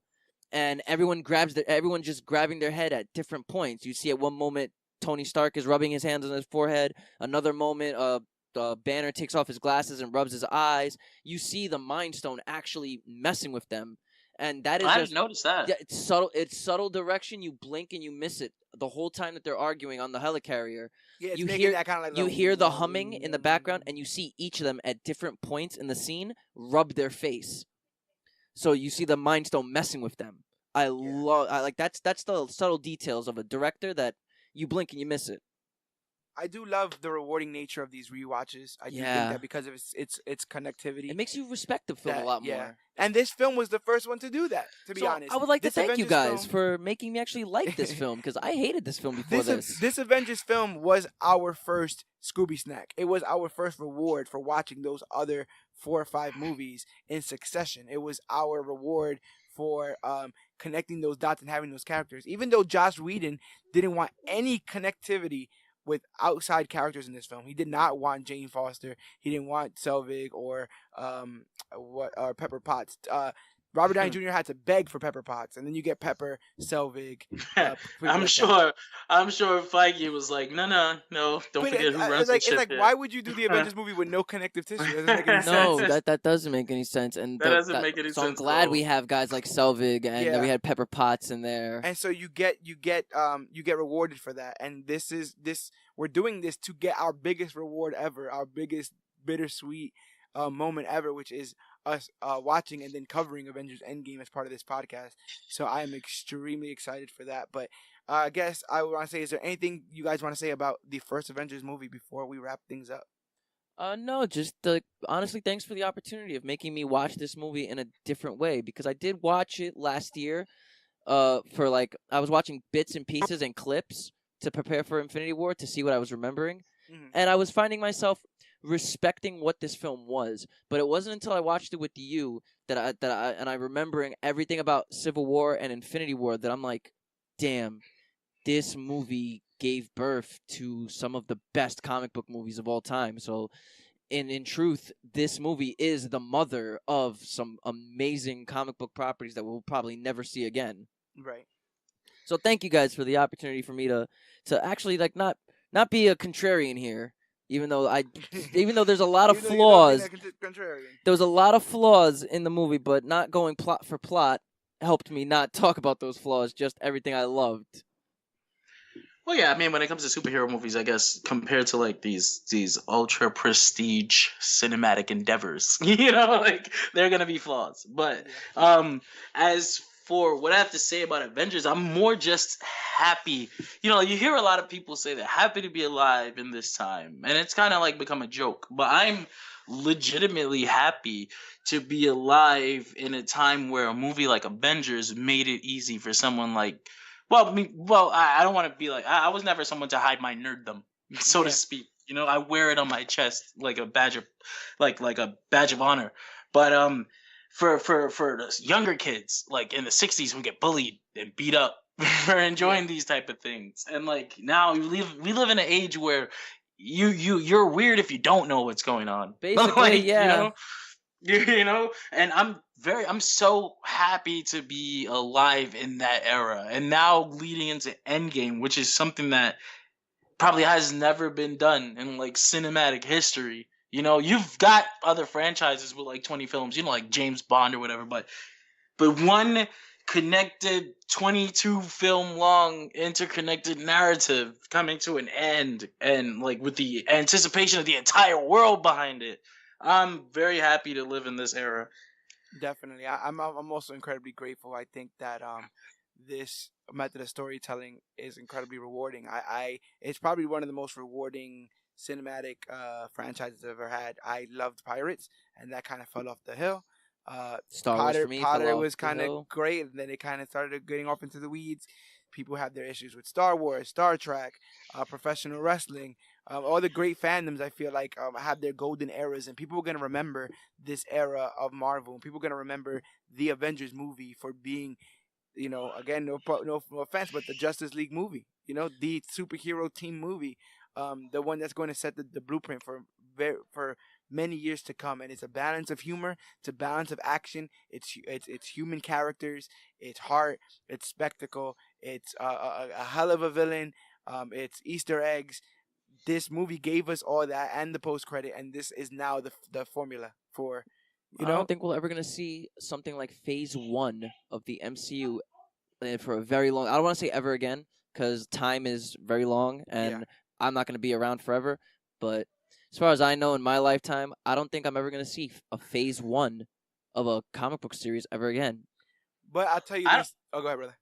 No, I was gonna say I don't know how much longer it has left though. I agree. That's my worry. Like that this is about to be the end of Only because we've never the seen something bubble. this long before. Yeah, maybe like, that's why we're scared because we haven't seen something that's almost 15 years. 15 know? years, guys. Like, But- holy crap. But hopefully, it does have some gas. But I just know this one thing: I am tired of speculating. I'm tired of talking. I am tired of thinking and trying to do my math and looking back at clips. I'm tired of seeing 30-minute ad spots and trailers. I'm tired of it. Let's get to the end game. We're finally here. This is the last podcast, the last Major Issues podcast in the world without the debut of Avengers Endgame. And if you guys want to go back and listen to all the other episodes of the Major Issues podcast, first of all, thank you for listening to this one. But you can go and do that by searching the Major Issues podcast wherever podcasts are found. That's on Podbean, Podcast Addict, Stitcher, the Apple Podcast app that's available on all iDevices. Just look for it; it's already there. But the quickest and easiest way to find us is to just Google the Major Issues podcast, and we're the first result that pops right up. And we're part of Podbean, so that's the first app that they kind of want you to download. But we're literally available everywhere. Last Tune FM, Showbox, and I know that we're on YouTube as well, and Spotify. Yeah, Spotify, Google Play. I be forgetting we're literally so on so many different platforms. But try to reach out to us. And if you guys want to get your opinions expressed on the show, there's many ways to reach us. If you look in the show notes, you can reach us at comicbookclick@gmail.com. You can reach us on Twitter at Major Issue CBC. You can reach us at facebook.com/comicbookclick, Instagram at comicbookclick, or use the hashtag comicbookclick to talk about the newest, hottest, latest, and greatest things to come to comic books and comic book media. We have litany of reviews from comic books, television, and movies, and we will be here.